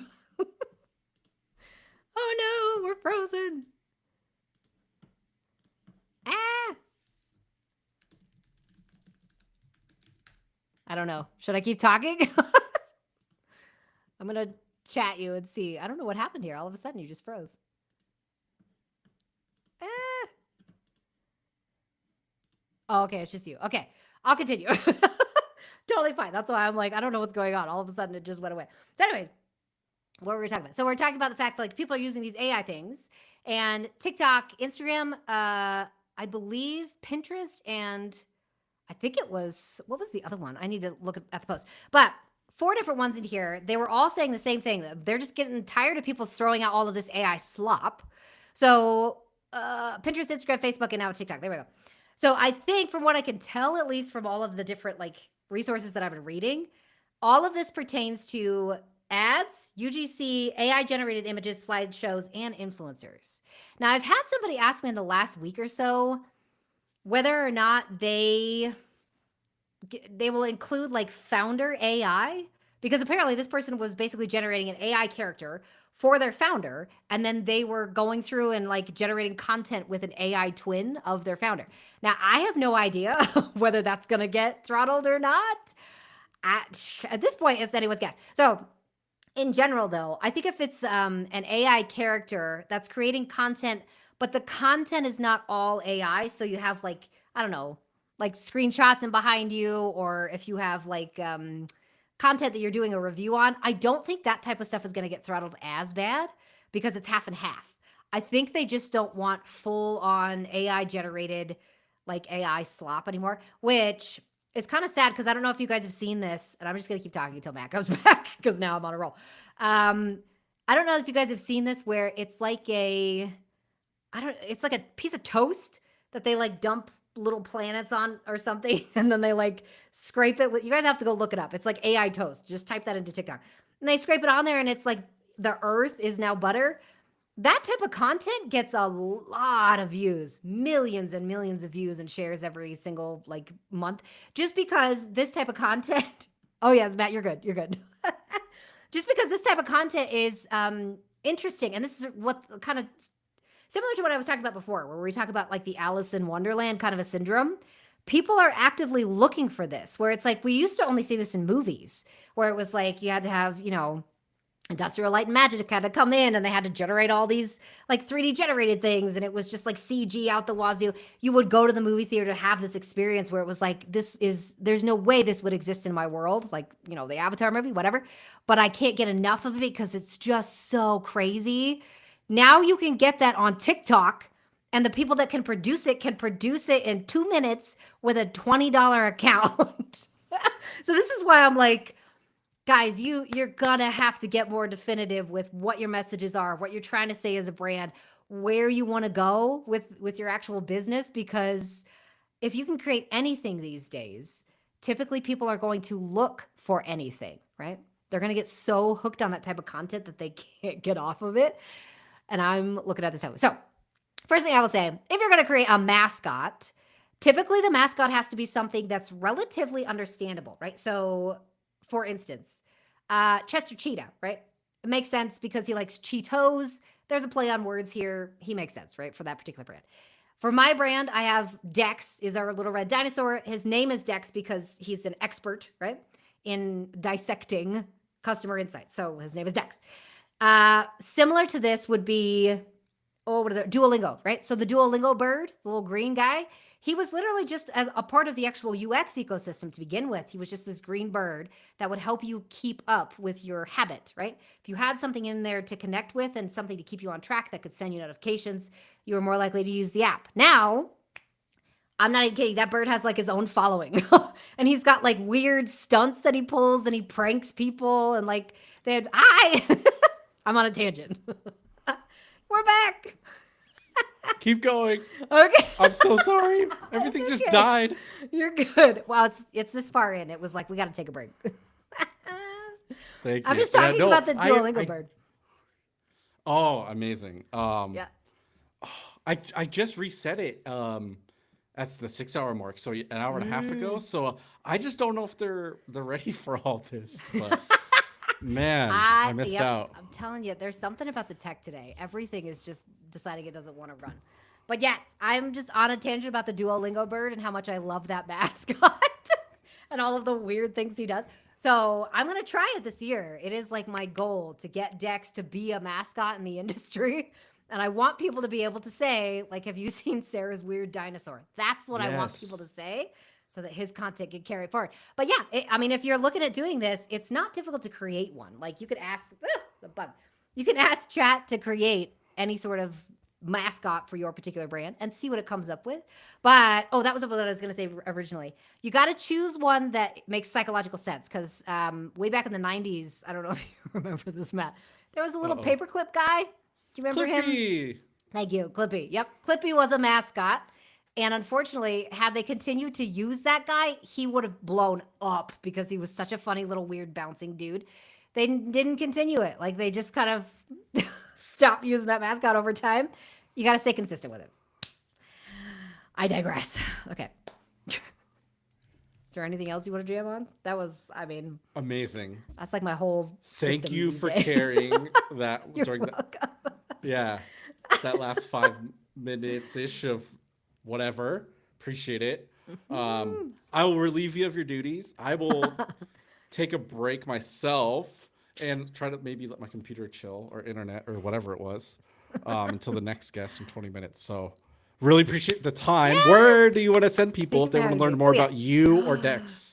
Yes. If you want to, go to tetherinsights.io. We do everything from market research all the way over to social listening and marketing automations. Basically, anything you want to learn about your customers, we can probably find for you. And if you want to follow me, at Sarah Levenger, basically everywhere you consume content. Awesome. Thanks so much, Sarah. Really appreciate Thank it. you. Thank It you was great for seeing the you. time. Thanks for staying a little longer. Yep. Good to see you. Anytime, Talk soon. anytime. Bye-bye. See ya. Take care. Okay.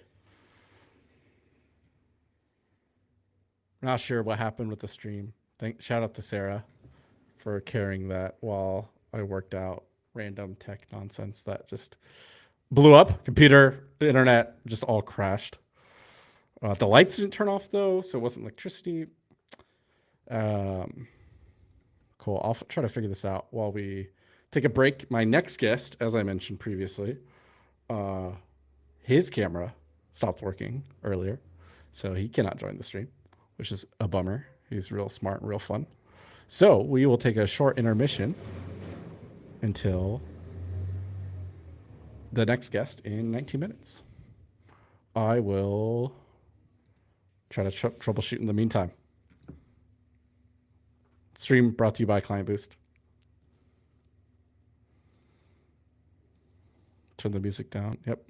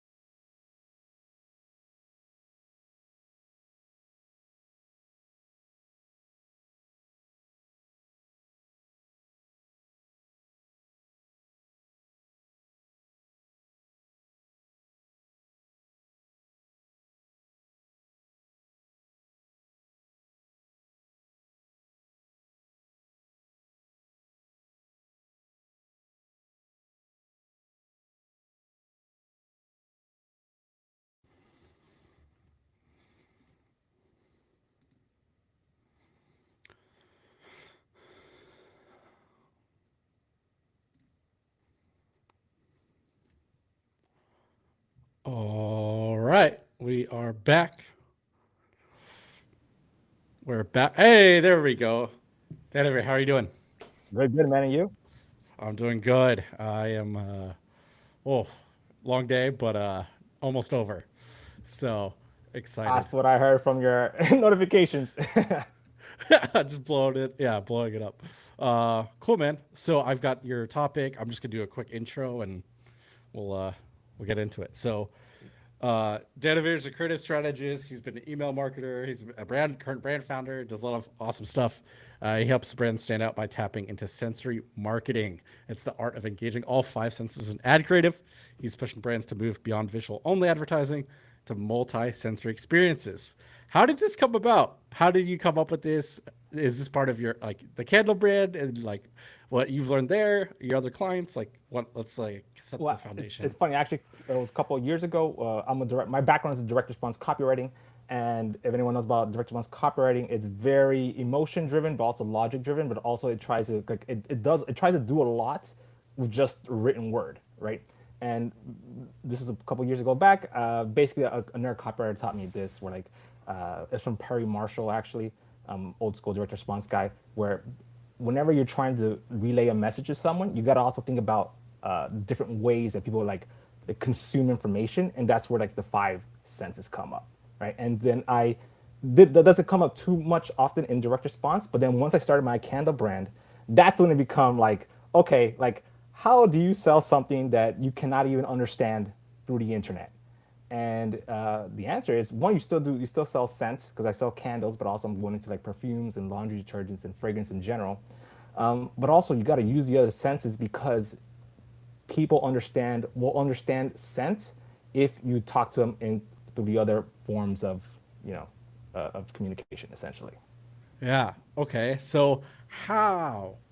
I get that, but I get it. I understand the concept, but how do we like apply that? Because a candle, you usually smell it.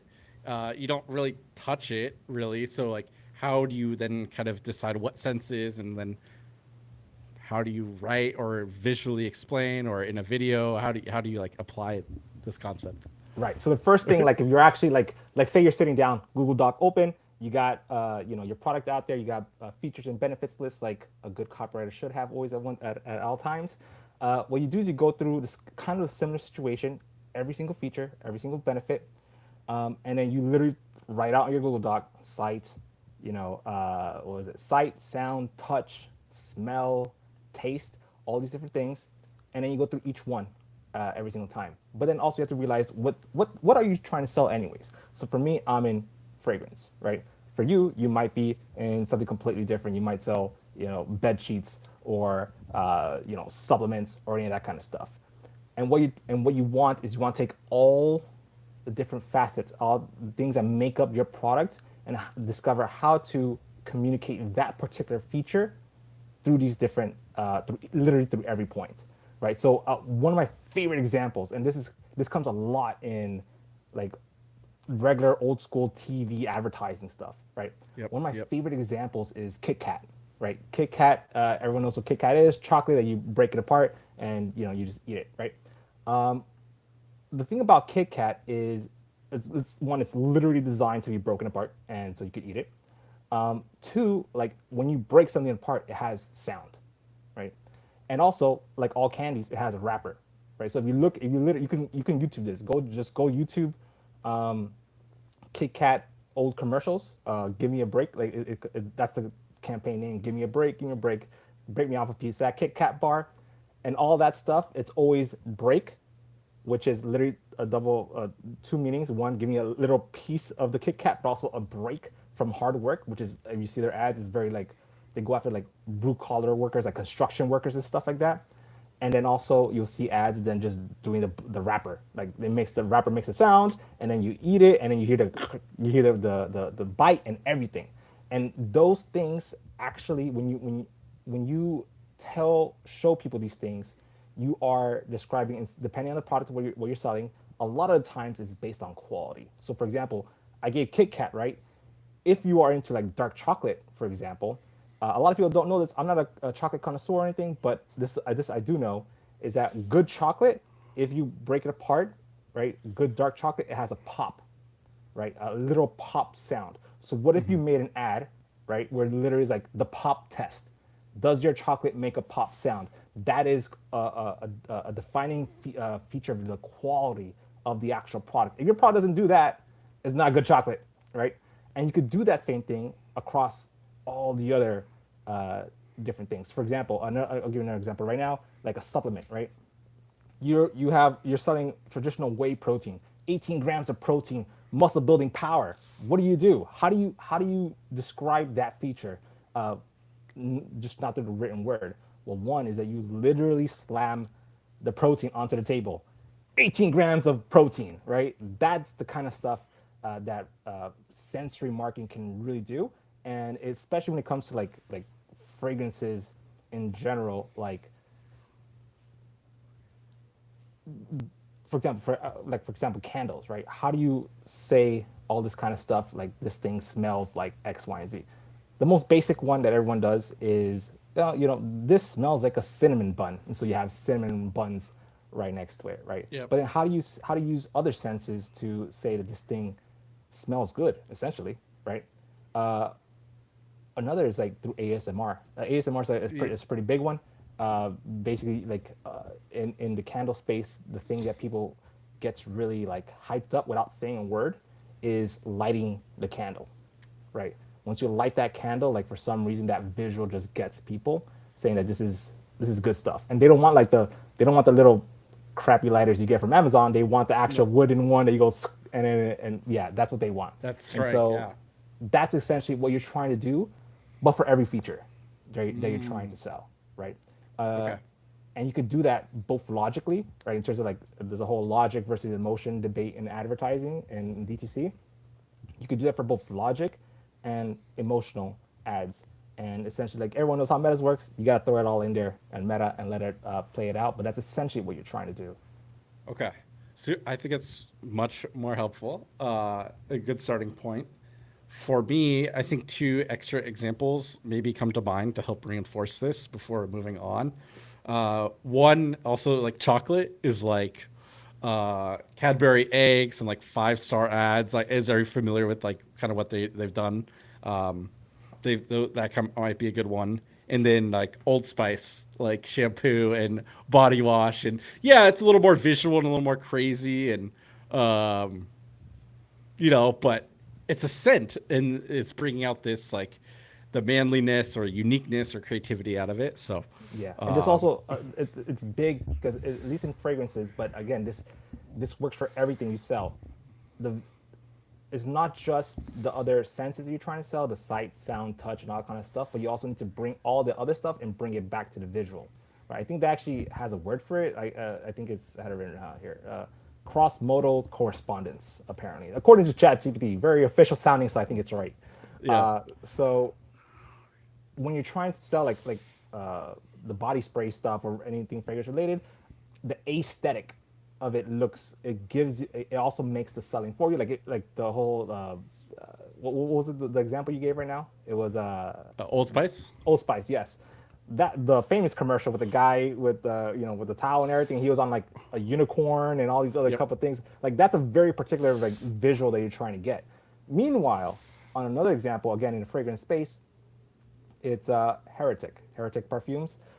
They go pure gothic. It's like if you look at their stuff, it's like it reminds me of like black and white movie vintage horror type of stuff. And that attracts a particular type of person. And so that's another way to sell. In this case, it'll be fragrance, using a visual to go after a particular type of person, right? And then you can also do some other things like, for example, one of my clients right now is a 7-figure curtains and blinds brand. They're in Australia. And how the hell do you use other senses to sell their stuff? Well, one line that my parents used to tell me all the time as a kid is that things things taste better when they're free, right? When you're eating food.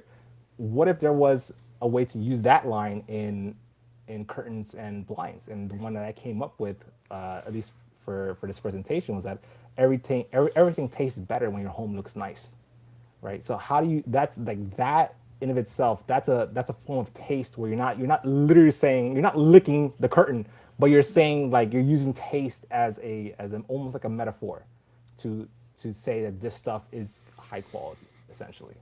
Yeah, Uh, you're trying to Yeah. keep going. Sorry. No, the only other example for that exact same one was like skincare. Right? Again, you're not licking the lotion or anything, that kind of stuff. But what is the benefit of skincare? Skincare gets very into like your self worth, but also into like sex and human relationships and that kind of stuff. So, is there a way you can use taste to go there? And there is, right? The line that I came up for this again for this presentation was like something to the effect of the taste of your new partner's lips, because you got smooth skin. Now you have, Hey yo. right? Yeah, yeah. That's super emotional stuff, and that's without Yeah. even trying. Now imagine you Yeah. did that again for every feature and benefit of the product, and for every mode of communication. Yeah. No. Okay. I'm following you now. So this is just a like framework and system and like way to get to that emotional feeling. You're trying to get a certain emotion for them to feel something. Is essentially what you're trying to do. It can be for emotion. It can also be for like literal, like, this is our thing has X feature, and it could be a more logical route. It could be more emotional route. What you really want to do is you want to actually sit there and explore it. So, for example, one very common one that people do all the time in skincare is the whole goop thing. So they'll hold the thing here, they'll put their finger, and it looks like, ooh, gooey, that kind of stuff. That's touch, right? And that there, it doesn't really say anything other than it looks weird and it captures your attention, so you look at the ad. Same exact like thought process, but for everything else, right? Okay. And it can be visual. It can also be just copy paste. Like, again, one of my favorite like commercials, and this is old commercials, like 10 years old now. You can go YouTube it. It's Hugo Boss. Just type in Hugo Boss Gerard Butler. It was part of their let me see here, Man of Today campaign, and in that campaign, you can actually see it on YouTube, the whole ad, and they'll say things like, Hugo Boss, they primarily sell colognes to men, not colognes, but like stuff to men, and this is obviously Man of Today campaigns this is for men, so this is like level 5 market sophistication, identity. You have to sell the man part, but how do you use sensory marketing to actually, portray that through the internet or through the TV at the time, right? And they'll say things like, well, actually, I'll just read the whole ad. Is that cool? Is that cool with you? Yeah. Please. Yeah. Right. It'll say things like, this is the whole ad. It's very short. It goes like, I don't believe in less. I go all the way, and you can see it in my stride.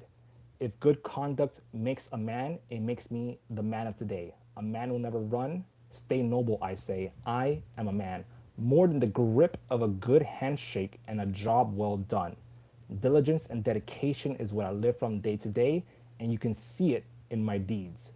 Be true to yourself, I say, makes me a man of success, makes me a man of today, Boss Bottled Fragrance Red Man. So it literally says in the copy that you can, it's not just the emotion of like, this makes you feel like a man, like you see it in my stride, like the way that you walk, the way that you hold, like saying the grip of The a handshake. Like that's something like you just get it, right? And that's actually one of the things I've learned selling fragrances in general, is that you have to, like, the best way, not the best way necessarily, but the most direct way to sell something you don't understand or you can't experience is through comparison, or like the anti comparison, which is like, your thing smells like X, something you already know already exists. It smells like a leather jacket, right? Or it could be, in case of fragrance, this is not your average snickerdoodle candle. This is X, Y, Z, right? And then that's where all fragrance marketing should start, or scent-based marketing should start.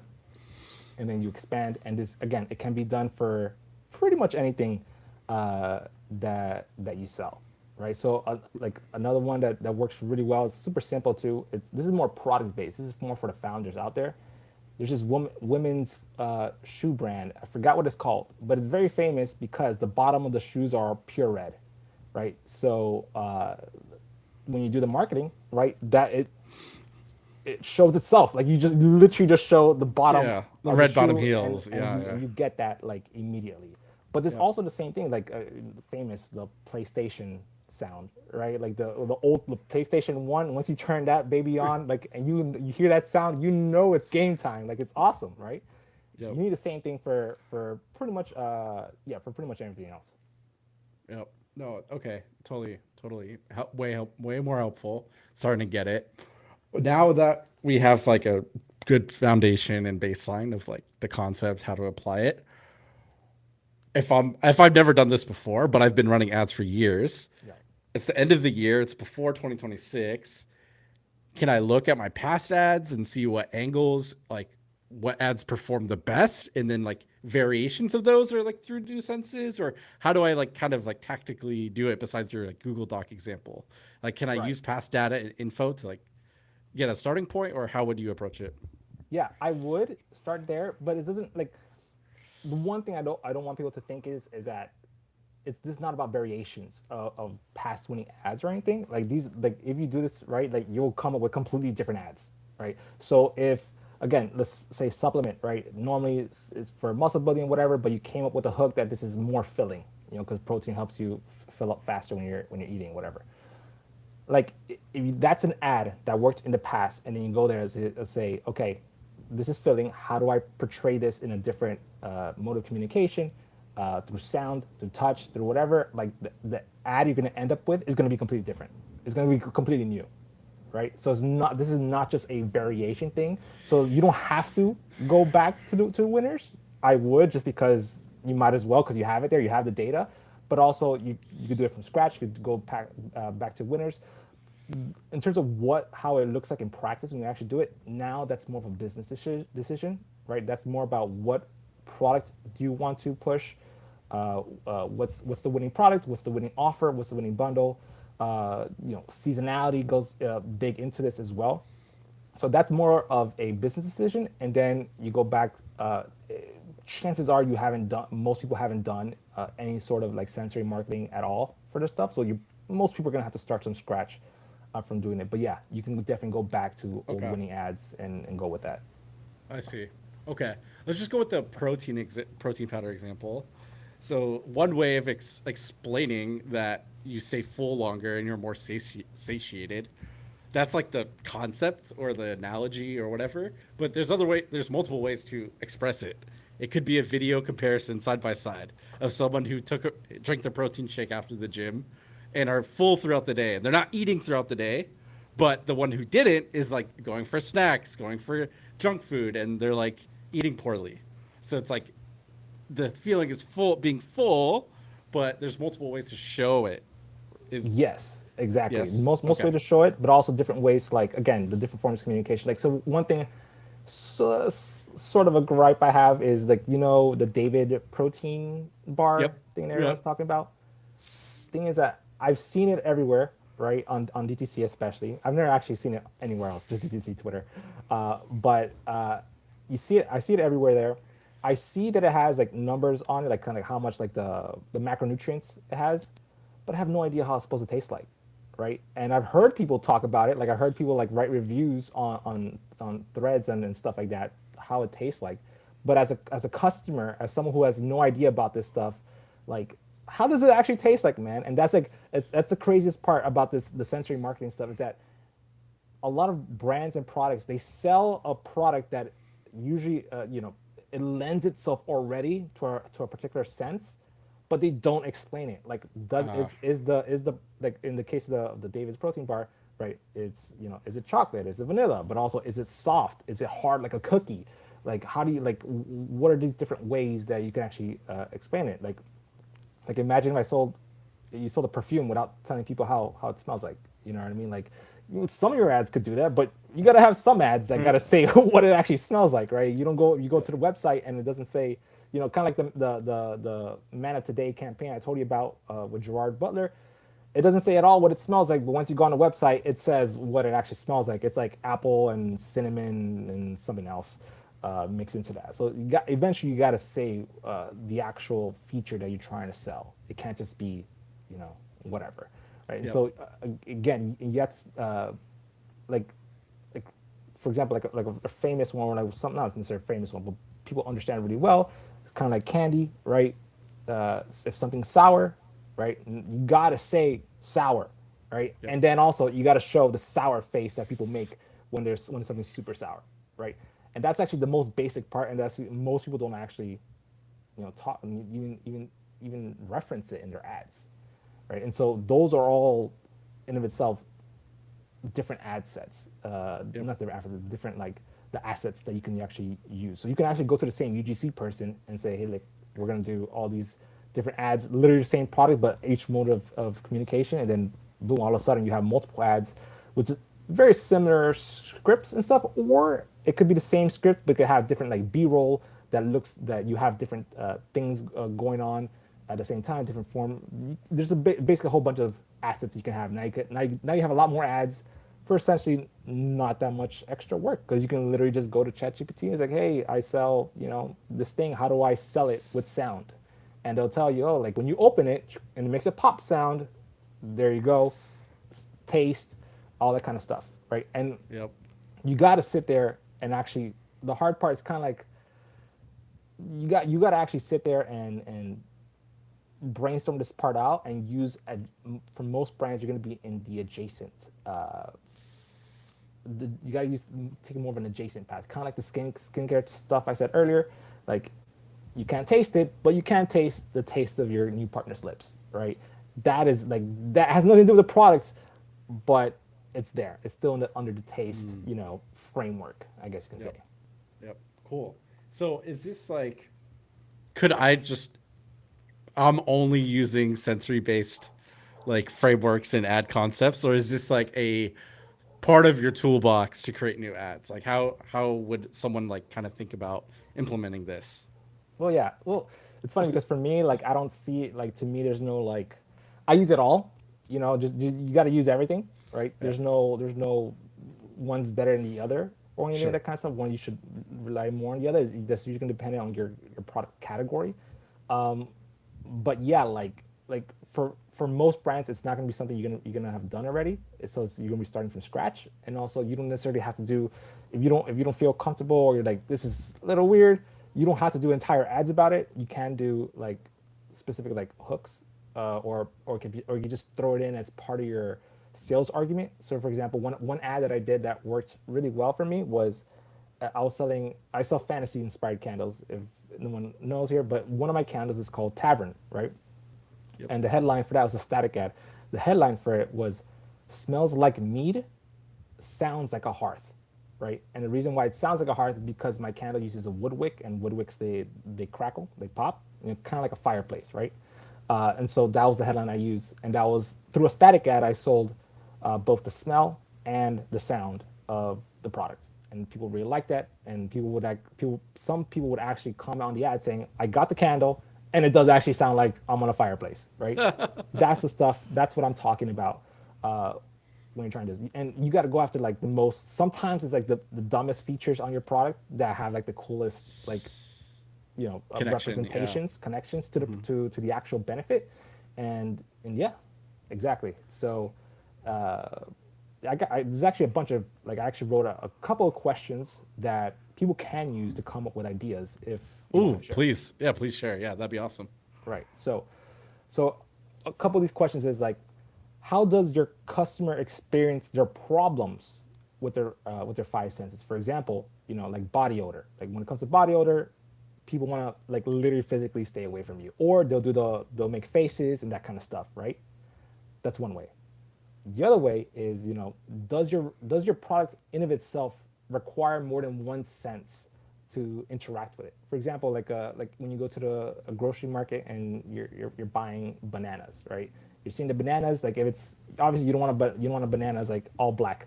You can't eat that. But if it's like it looks a certain way, you can buy it. Or like you avocados, right? It's, you don't want one that's like rock solid if you want to eat the avocado today, right? Yep. Exact same thought process, but can it be done for your particular product? Another question: how does your customer experience your product's benefits through their senses? Again, kind of like the two examples I gave earlier.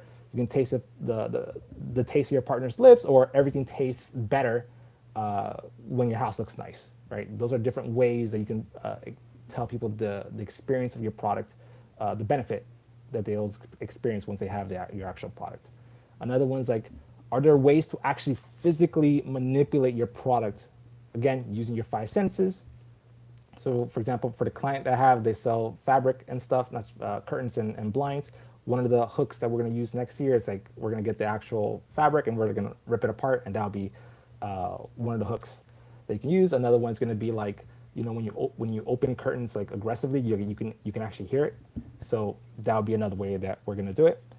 Another question is, how can customers use their senses to tell if your product is good or bad? Right, kind of like the pop test I was talking earlier about chocolate. Good chocolate, you're gonna hear pop. Bad dark chocolate, you're not. Right? How can customers use their senses to tell your product is working? Kind of like mouthwash, like it's working because it tastes like crap. Right? That's one way to use the senses. Another one, are there negative aspects of your product that can be flipped into a positive? For example, if your product is small, is it small? It's also pocket sized, right? And that's that's a visual you can actually show. It's actually famous. Apple did that for, I think, for iPhone or iPod. I think it was iPod. Yeah, 1,000 songs in your pocket. Yeah, exactly. Are there environmental factors that can influence how your customers perceive your product, such as music? Music is probably like one of the simplest ways to do it.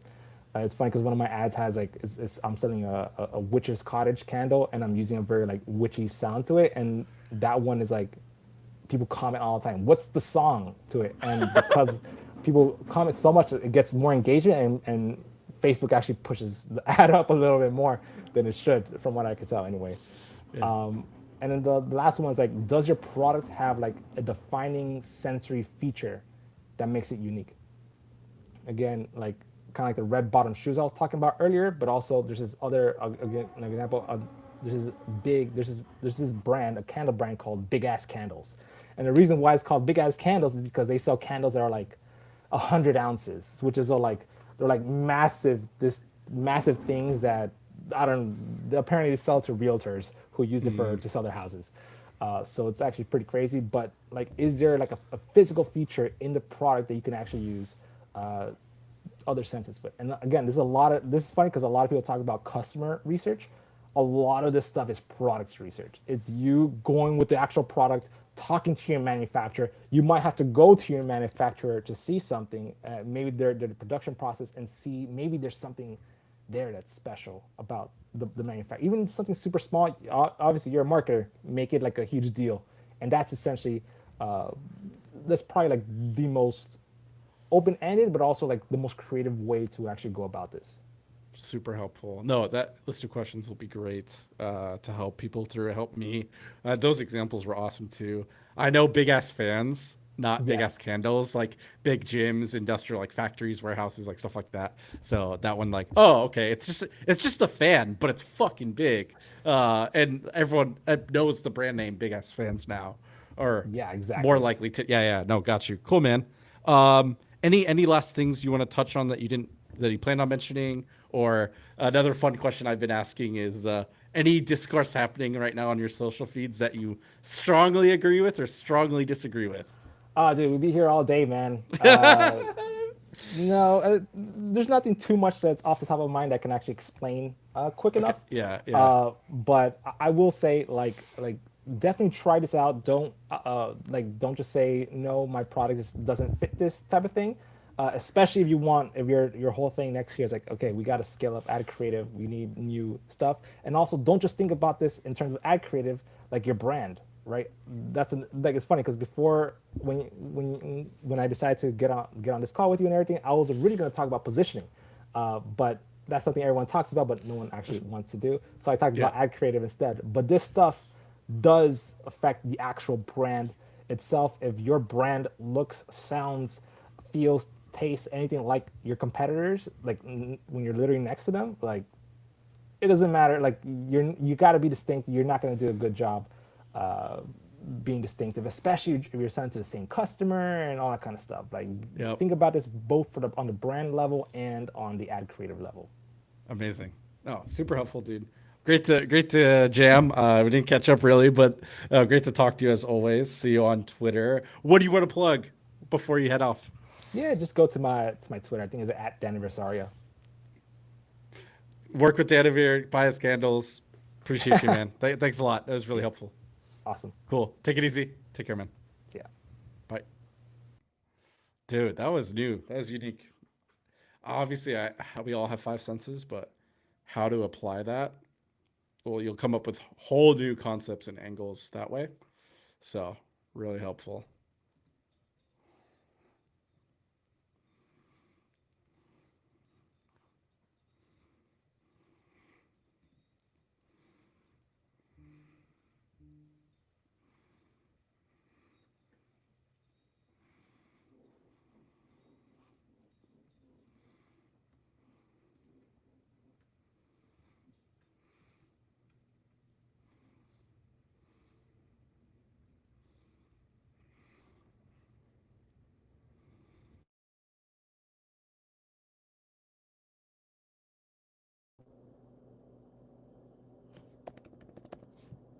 Yo, can you hear me? Yo, Chase, what's up, man? I got you. How are you? Doing well. How are you? Dude, I'm just jamming out. We just had a little music going. Stream is Yeah. live. We're rolling. You are guest number 18. So we are cooking today. You've been at it, man. You've been at it. I've How's it been- going? All day. It's been fun. Yeah. Only That's good. one technical glitch. Yeah. Sarah Lovinger was on earlier. The street, Yeah. all my shit just died, Yeah. and she just kept going and It's her carried fault. it. Of course she did. She's the goat. This is just too much sauce. It's too good. Yeah, too Um, much. The world couldn't handle it. Yeah. So we're just one sentence intro and then kind of get into it. 100%. Yeah. 100%. Yeah. Chase Moseni. I'm the CEO of Creative OS, where creative workflow happens for e-commerce companies. We have thousands of customers using us on a daily basis. Yeah, that's the intro. Sweet. Yeah, Sorry, how- I was gonna do that. Oh, he was going to intro me, man. Look, I knew you've been working a lot, so I was. I thought Oh, I'd just. thank you. Yeah. Lighten the load. Thank you. Appreciate it. Yeah, 100%. That's out of the way. Yeah. So, what is on your top of your mind, and what are you helping your brands that you're working Yeah. with? It's the end of the year. Mhm. Black Friday, Cyber Monday's over. Shipping cutoff today is usually today. Yeah. Like, finally next year. Like, what's on your mind? Like, how do you help them succeed? What are you auditing? What are you making them look at? What are you guys like? Trends, data, like what's top of mind, and what are you looking forward to next year? Well, I want to say this in a way that is hot takey but not hot takey. So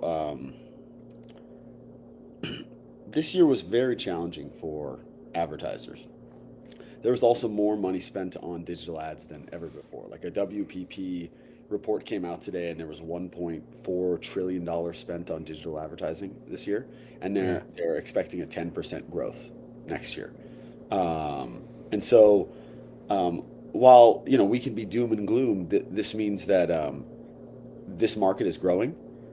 It also means it's becoming more competitive, and it's as much about creating great stuff as it is operating in a way that allows you to create great stuff. And I think the big thing that we've been doing a lot is auditing workflows of people and trying to see what they're doing on a regular basis to actualize their creative ideas. And so what you find is there's just a lot of waste, and there's a lot of kind of individual tooling that that teams have been doing, so that they're stringing together 5 things through Zaps, and the kind of duct tape creative workflows are the way that things are going right now. And so AI, and I'm going to give some hot takes on AI. So anyone who's watching, Please, yeah. roast me. I'm excited. I think we've seen through this year. One moment, please. One moment. I'm having a technical difficulty.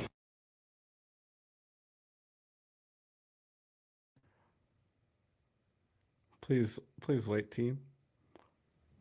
Just a moment. This break is brought to you by our sponsors. Sorry. The joys of having a garage office. Yep, all good.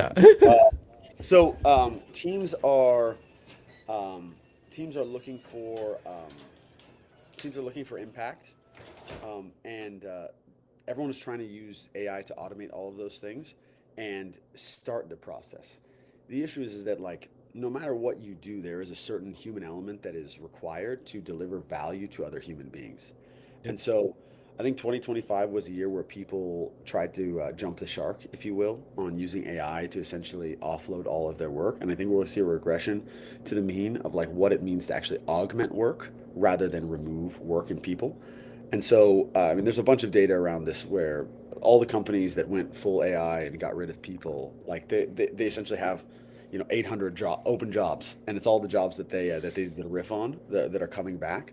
And so, what makes me excited about that is like, okay, if people are getting the message, then it becomes well, what do we do with this amazing technology that we have? And so, augmentation is really, I think, going to be one of the big buzzwords of 2026.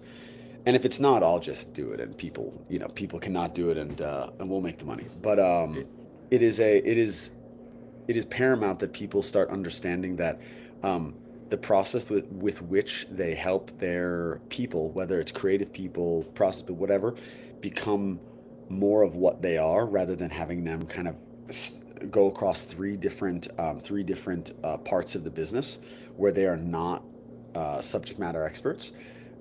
They will have better outcomes. So I'm talking about macro business as a whole. Creative obviously is the subset with which we serve, but I see that a lot of the creative people that we work with have to do so much operational stuff that isn't their skill set, and really takes away from their ability to deliver value. Like a creative person is supposed to help you make creative that converts a customer.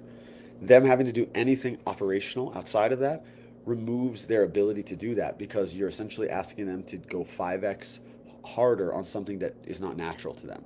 Some people will want to do it, right? But most people want to just sit in their expertise and lean into that. I think this is like a thing that I deal with when I talk to anyone who's a creative. Is like, dude, I'm just dealing with so much shit.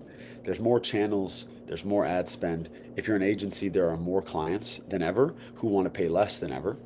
And so it is a kind of a consistent challenge that everyone is facing.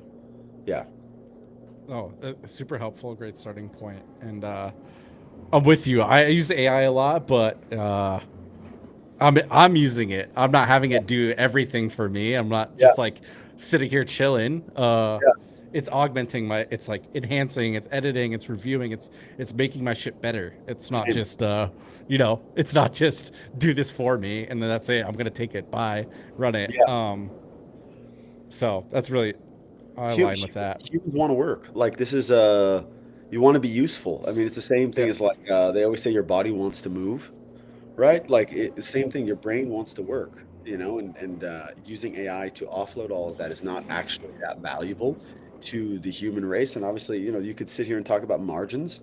I don't know a company that hasn't kind of paid the piper on the back end for any of this stuff, or that a lot of the margin that you're dealing with has just been, bankrolled by venture capital. So, right.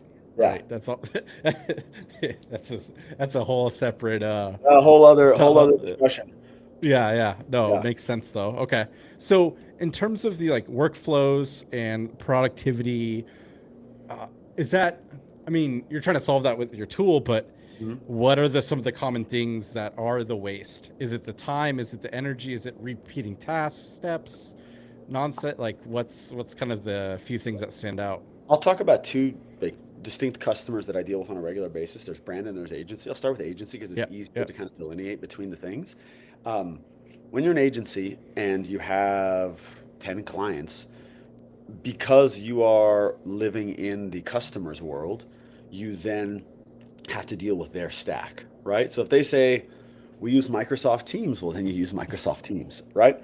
If they tell you that they use Jira for project management, which makes no sense for them, you sign in and use Jira. And then you're saying, okay, well, we use Asana, for instance, for project management. We now have to get these Jira tickets pushed into here. Why don't we spend some time figuring out how to automate that with Zapier? It shouldn't take too long. Well, let's make an N8N workflow to do this. But that same person who's doing that should have been thinking about creative strategy, right? Not end-to-end workflows to make sure that the information passes. And what if that breaks? Well, then that same person has to go there. And they're spending less and less time dealing with what their customers need to deal with, which is making world-class creative that converts. And so they don't stop doing the world-class creative. They just spend more time on it. Well, they've done the time when they're mentally taxed. They have other clients that are breathing down their neck, and they've done this process across 10 clients versus 2, 3, 4, whatever, because they're trying to make, hit some sort of profit margin basis that their bosses have set, that they have no say in, right? Yep. They show up and they say, hey, your pod has 15 clients that are going to work with them. Okay, I guess that's what I'm doing, and that's no one's fault. That's just the how the businesses are working, and so I see a lot of people spending a good amount of time doing that, and so then they lose the ability to spend the time on what matters most, which is making creative. So you asked me about what they're doing there. So they're dealing with Slack. They're dealing with, say, Google Docs. I'm just using that, or Notion. Then they're dealing with some sort of project management system, and that's just on client side. Then they have to deal with their version of Slack, their team docs, their project management system, etc. So now they have 2 sets, and they have 10 versions of those 2 sets. And so you kind of see like how in infinitum they can go kind of atoms exploding across the universe, and the expectations of the quality haven't gone down. They've only gone up. And when they don't deliver something, they go say, well, dude, I put this image into ChatGPT and it made me a dupe. Well, sure, it made you a dupe. Can you edit it? Can you do things? Well, I got a JSON file. Fuck the JSON file, dude. And so what I've seen actually happen this year is the best agencies, because they set boundaries with their customers and they say, look, you want to work with us, you work on our workflow. And this is how we do things, so that you can make money. If you want that, happy to work with you. If not, I'll see you again in 6 months when you failed with another set of folks. Sure. So what I would want to do is just give people the agency.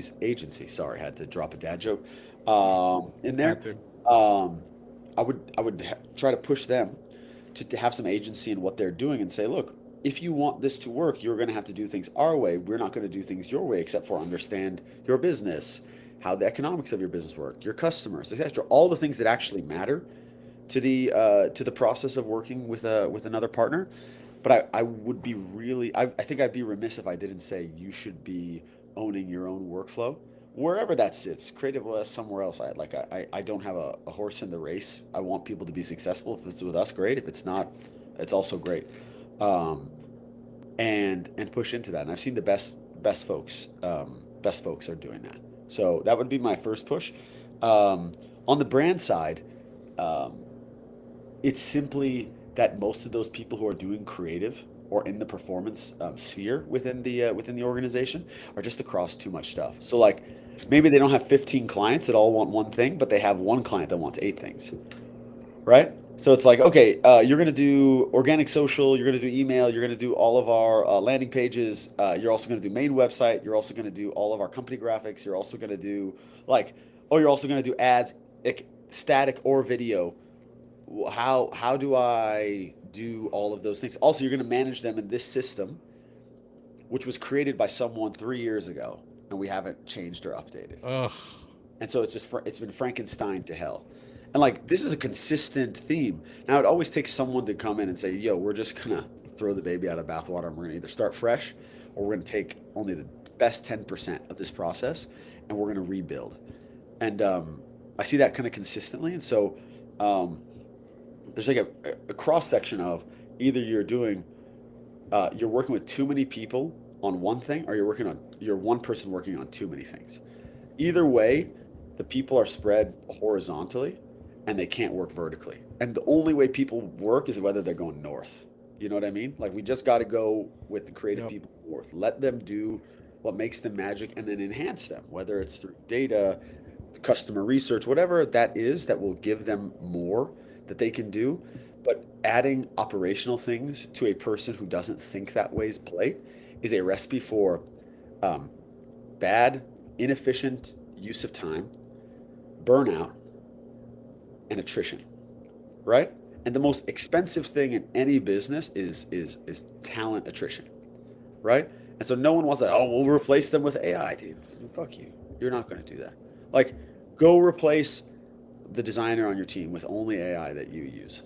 Good luck. Let me know how it goes. We know a lot of companies that have claimed that they can go and replace people. I do not claim that. I augment people. I don't replace people. And I never want to replace people, because that's the magic, right? Like, creativity is a human.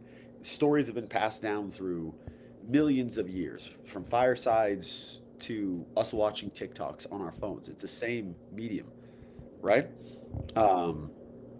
So yeah, that's the hot take. And use AI to augment yourself, but remember that the most unique thing about you or your company is you and your POV, not the AI that's helping you go faster, write scripts, right? AI can't write scripts without you. It's not going to come up with something special for your business if you don't give it the information or have a POV. Right. Yeah. Oh man, super helpful. It's really relevant and relatable. And people at the end of the year, like, oh, how do I cut costs? How do I go do more? How do I scale? Yes, you can use tools. You can use AI, but By the way, tools are there to help you do that. I think the big one is people look at their P&L and they say, we've got to cut costs. And what I would say is, you've got to focus energy more. And you focus that energy, then you build margin on top of your cost center, rather than say, okay, I cut this cost, but now I personally am left holding the bag on fixing this. And so you just kind of run in this death spiral of, I cut costs, I did it, then I get burnt out, so I hire someone, and then I cut costs, and then I get burnt out, and then I hire someone, and it's like a continuous, it's a tale as old as time. And the real remedy to that is very simple. It is understand what you're about, do less, better, and expand from there. People say, well, we can't do that. Dude, you know how many companies just scale on Meta and with Klaviyo when they have a customer list? I'm not saying that's the only way to do things, but like if you're doing $5 million, like, get out of here that you need 10 channels. You don't. This just it's performance theater. It's not real. Will you need that once you scale to a certain point? Of course you will. But you need to be good before you can be great. And I'm saying a lot of like colloquialisms here, so like, forgive me. But I find a lot of people will take what's in a thread and say, oh, that's right for my business, without understanding, like, yo, dude, that dude's doing $120 million a year. Ask him what he was doing. Yeah, when he was at 5, or when she was at 5. They will have a completely different story, and context matters. And so whenever I get on a client call with someone, I say, hey, like, tell me about your business so I can give you something that's right for your business, not what's right for the business, right? I would never tell someone, and again, I was at Heatmap, so I'm a big on CRO. I would never tell someone who's doing $3 million to be focused too heavily on CRO. Like, just get good at getting quality traffic to your site and see what you need to do there. And optimize a few things, but sitting there saying, like, I'm going to make 10 new landing pages. Dude, you don't have enough traffic for 10 landing pages. It doesn't make sense. But once you're at 10, now we can start having a conversation. It starts getting interesting because you have enough volume to really make a difference. There's a saying from Jeff Bezos, which is like, be skeptical of proxies. And what that means specifically is like, anyone who's a proxy to information. You notice I have not quoted a single data point. I have a lot of very self-aggrandizing data points that I can give. Oh, if you did this, your efficiency does this, and blah, blah, blah. Case study here, case study there. No. What I will say is, you are the source of truth for your business. You know what you need, and experts will help you do that better than you could do yourself with time that you don't have. But like, you first need to just get good at doing the thing and do only 2 or 3 things first. By the way, same for us, right? Like, I have definitely done the go super wide, and no matter what, every single time I come back to, man, we just got to focus on 2 to 3 things. Like, this is just me being bored or having a crazy idea, and I say like, oh, let's go fucking do this and waste time and money on this. And so, yeah, I don't know. I'm riffing at this point. No, it's all useful to think about. It's a time of time of the year for reflection and planning. So, yeah, if someone listened to all 12 hours of my stream today with 24 people, I'm not saying do everything that everyone's saying. Yeah. That's not what, and you're that's what you're saying. It's like, okay, take what I think I need to focus on this. I need to focus on ad creative. I had 4 or 5 different people on throughout the day for ad creative. Yeah. So it's like you're gonna get different perspectives. So 100%. take it, analyze it, see how it applies. Yeah. I'm gonna try Chase's thing for Q1, Sarah's thing for Q2. Like, don't try to do 10 new things at once. Yeah, I mean, I think the big one is like if I had to give an ad formula for anybody. So I'm gonna do the version of what I don't like to do, which would be super prescriptive about it, which is your research really matters, right? Don't get lost in research. Spend time with it. Understand your customers. Understand that it's kind of an always moving target. Like the minute you think you have a beat on your customers, it will change and shift because you're not advertising into a static market, right? You're advertising into something that's evolving. The people are evolving with times, just how things go. Also, who gets hooked with your targeting and your creative. So it changes. And so let's just say every time you have a creative that hits, and let's say one a month hits, let's say 15 to 20% of those, it's all cold traffic, right? 15 to 20% of those are people that never knew about your brand and are just marginally different. Well, if you think about that now, and it's 10% of that cohort, well, then over the course of a year, if it's 10%, that's 100% new customers that had nothing to do with your brand at the beginning of the year on January 1st. And so you start thinking about it that way. You're saying, oh, the data supports that like this is changing and shifting. And once an ad hits that you never thought would hit in say June of 2024, and you're like, yo, this ad goes hard. I need to lean into that. Well, maybe you're completely forgetting about your base. And so you need to continuously be evolving that. The question always becomes, how much is too much of anything, right? How much is too much process? How much is too much research? Do I have enough allocation of resources, whether it's capital to invest in headcount or agencies, time? Like, can I actually spare the time to do this?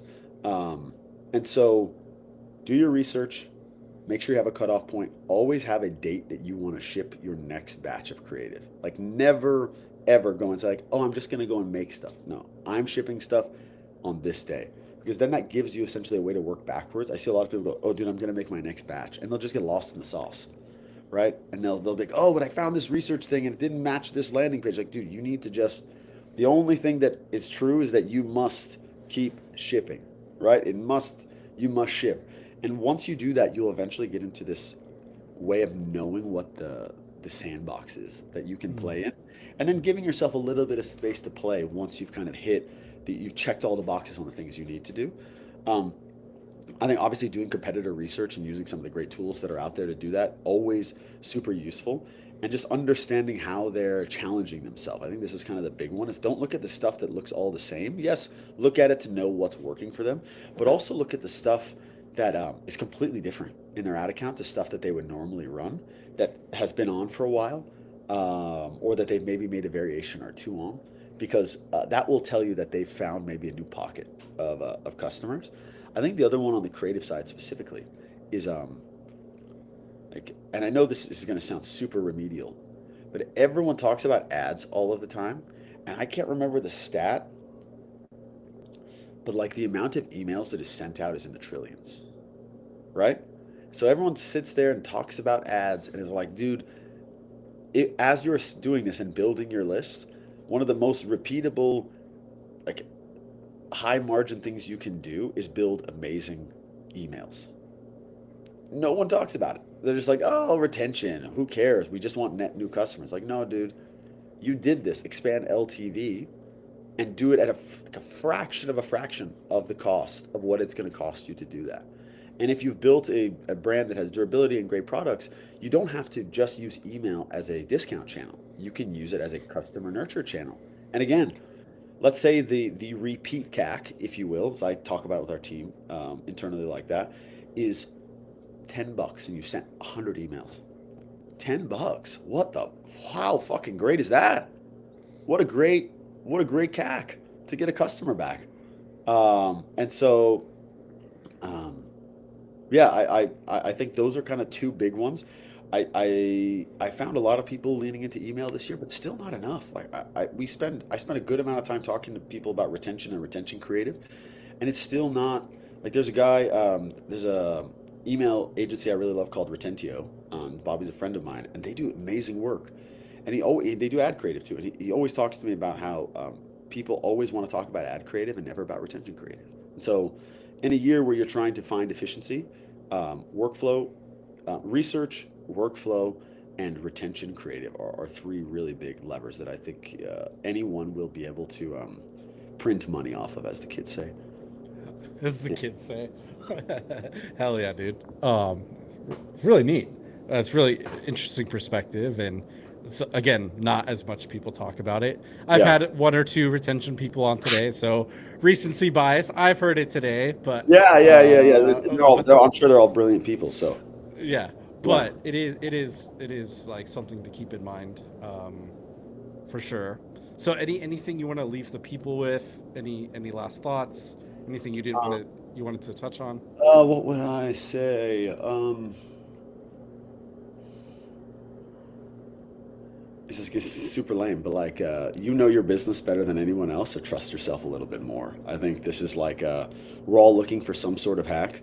And if you listen to anything like Founders or Acquired or How to Take Over the World, what you'll find is the same thing that was true when Julius Caesar was around is true today. It hasn't changed. Yeah, we have we have plumbing and electricity. We can talk to each other on our phones, but like the same principles of running companies, doing things well, treating yourself well, they have not changed. And so, same thing goes for the desires of people who are your prospective customers. They all just want to take care of their families and live a good life. And so, you want to just make sure your products tell a story that's around that. I think we get too much into the science of it, not enough into the art of it. And the art is about telling stories that move people. And if you're not doing that, and you're simply trying to kind of build an ad in a lab, like that works for a little bit, but there's a ceiling on that. Make ads creative again, I guess. Make ads creative again. I was waiting for the punchline. I knew it was coming. Damn, make ads creative again. Yeah. Awesome, man. Yeah, where do thank you want to plug people? Where do you want to send them? CreativeOS.com if you want to do anything around building ads and workflow. If you want to chat with me, I'm Chase at CreativeOS.com. I'm Chase Moseni on Twitter. Happy to chat anytime. And hope this was useful for people. And Matt, thanks for putting it together. This is awesome. Thanks, dude. Appreciate it. Thanks for your time, and I'll catch you soon. All right, sounds good. All Cheers. right, take it easy. Peace. Make ads creative again. Maca. Hell yeah.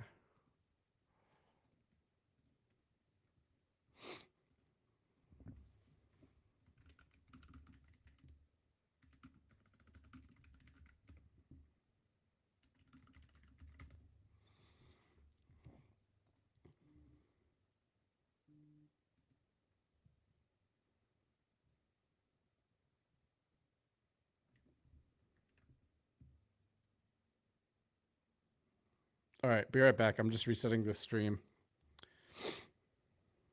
so that yep, be right back, team.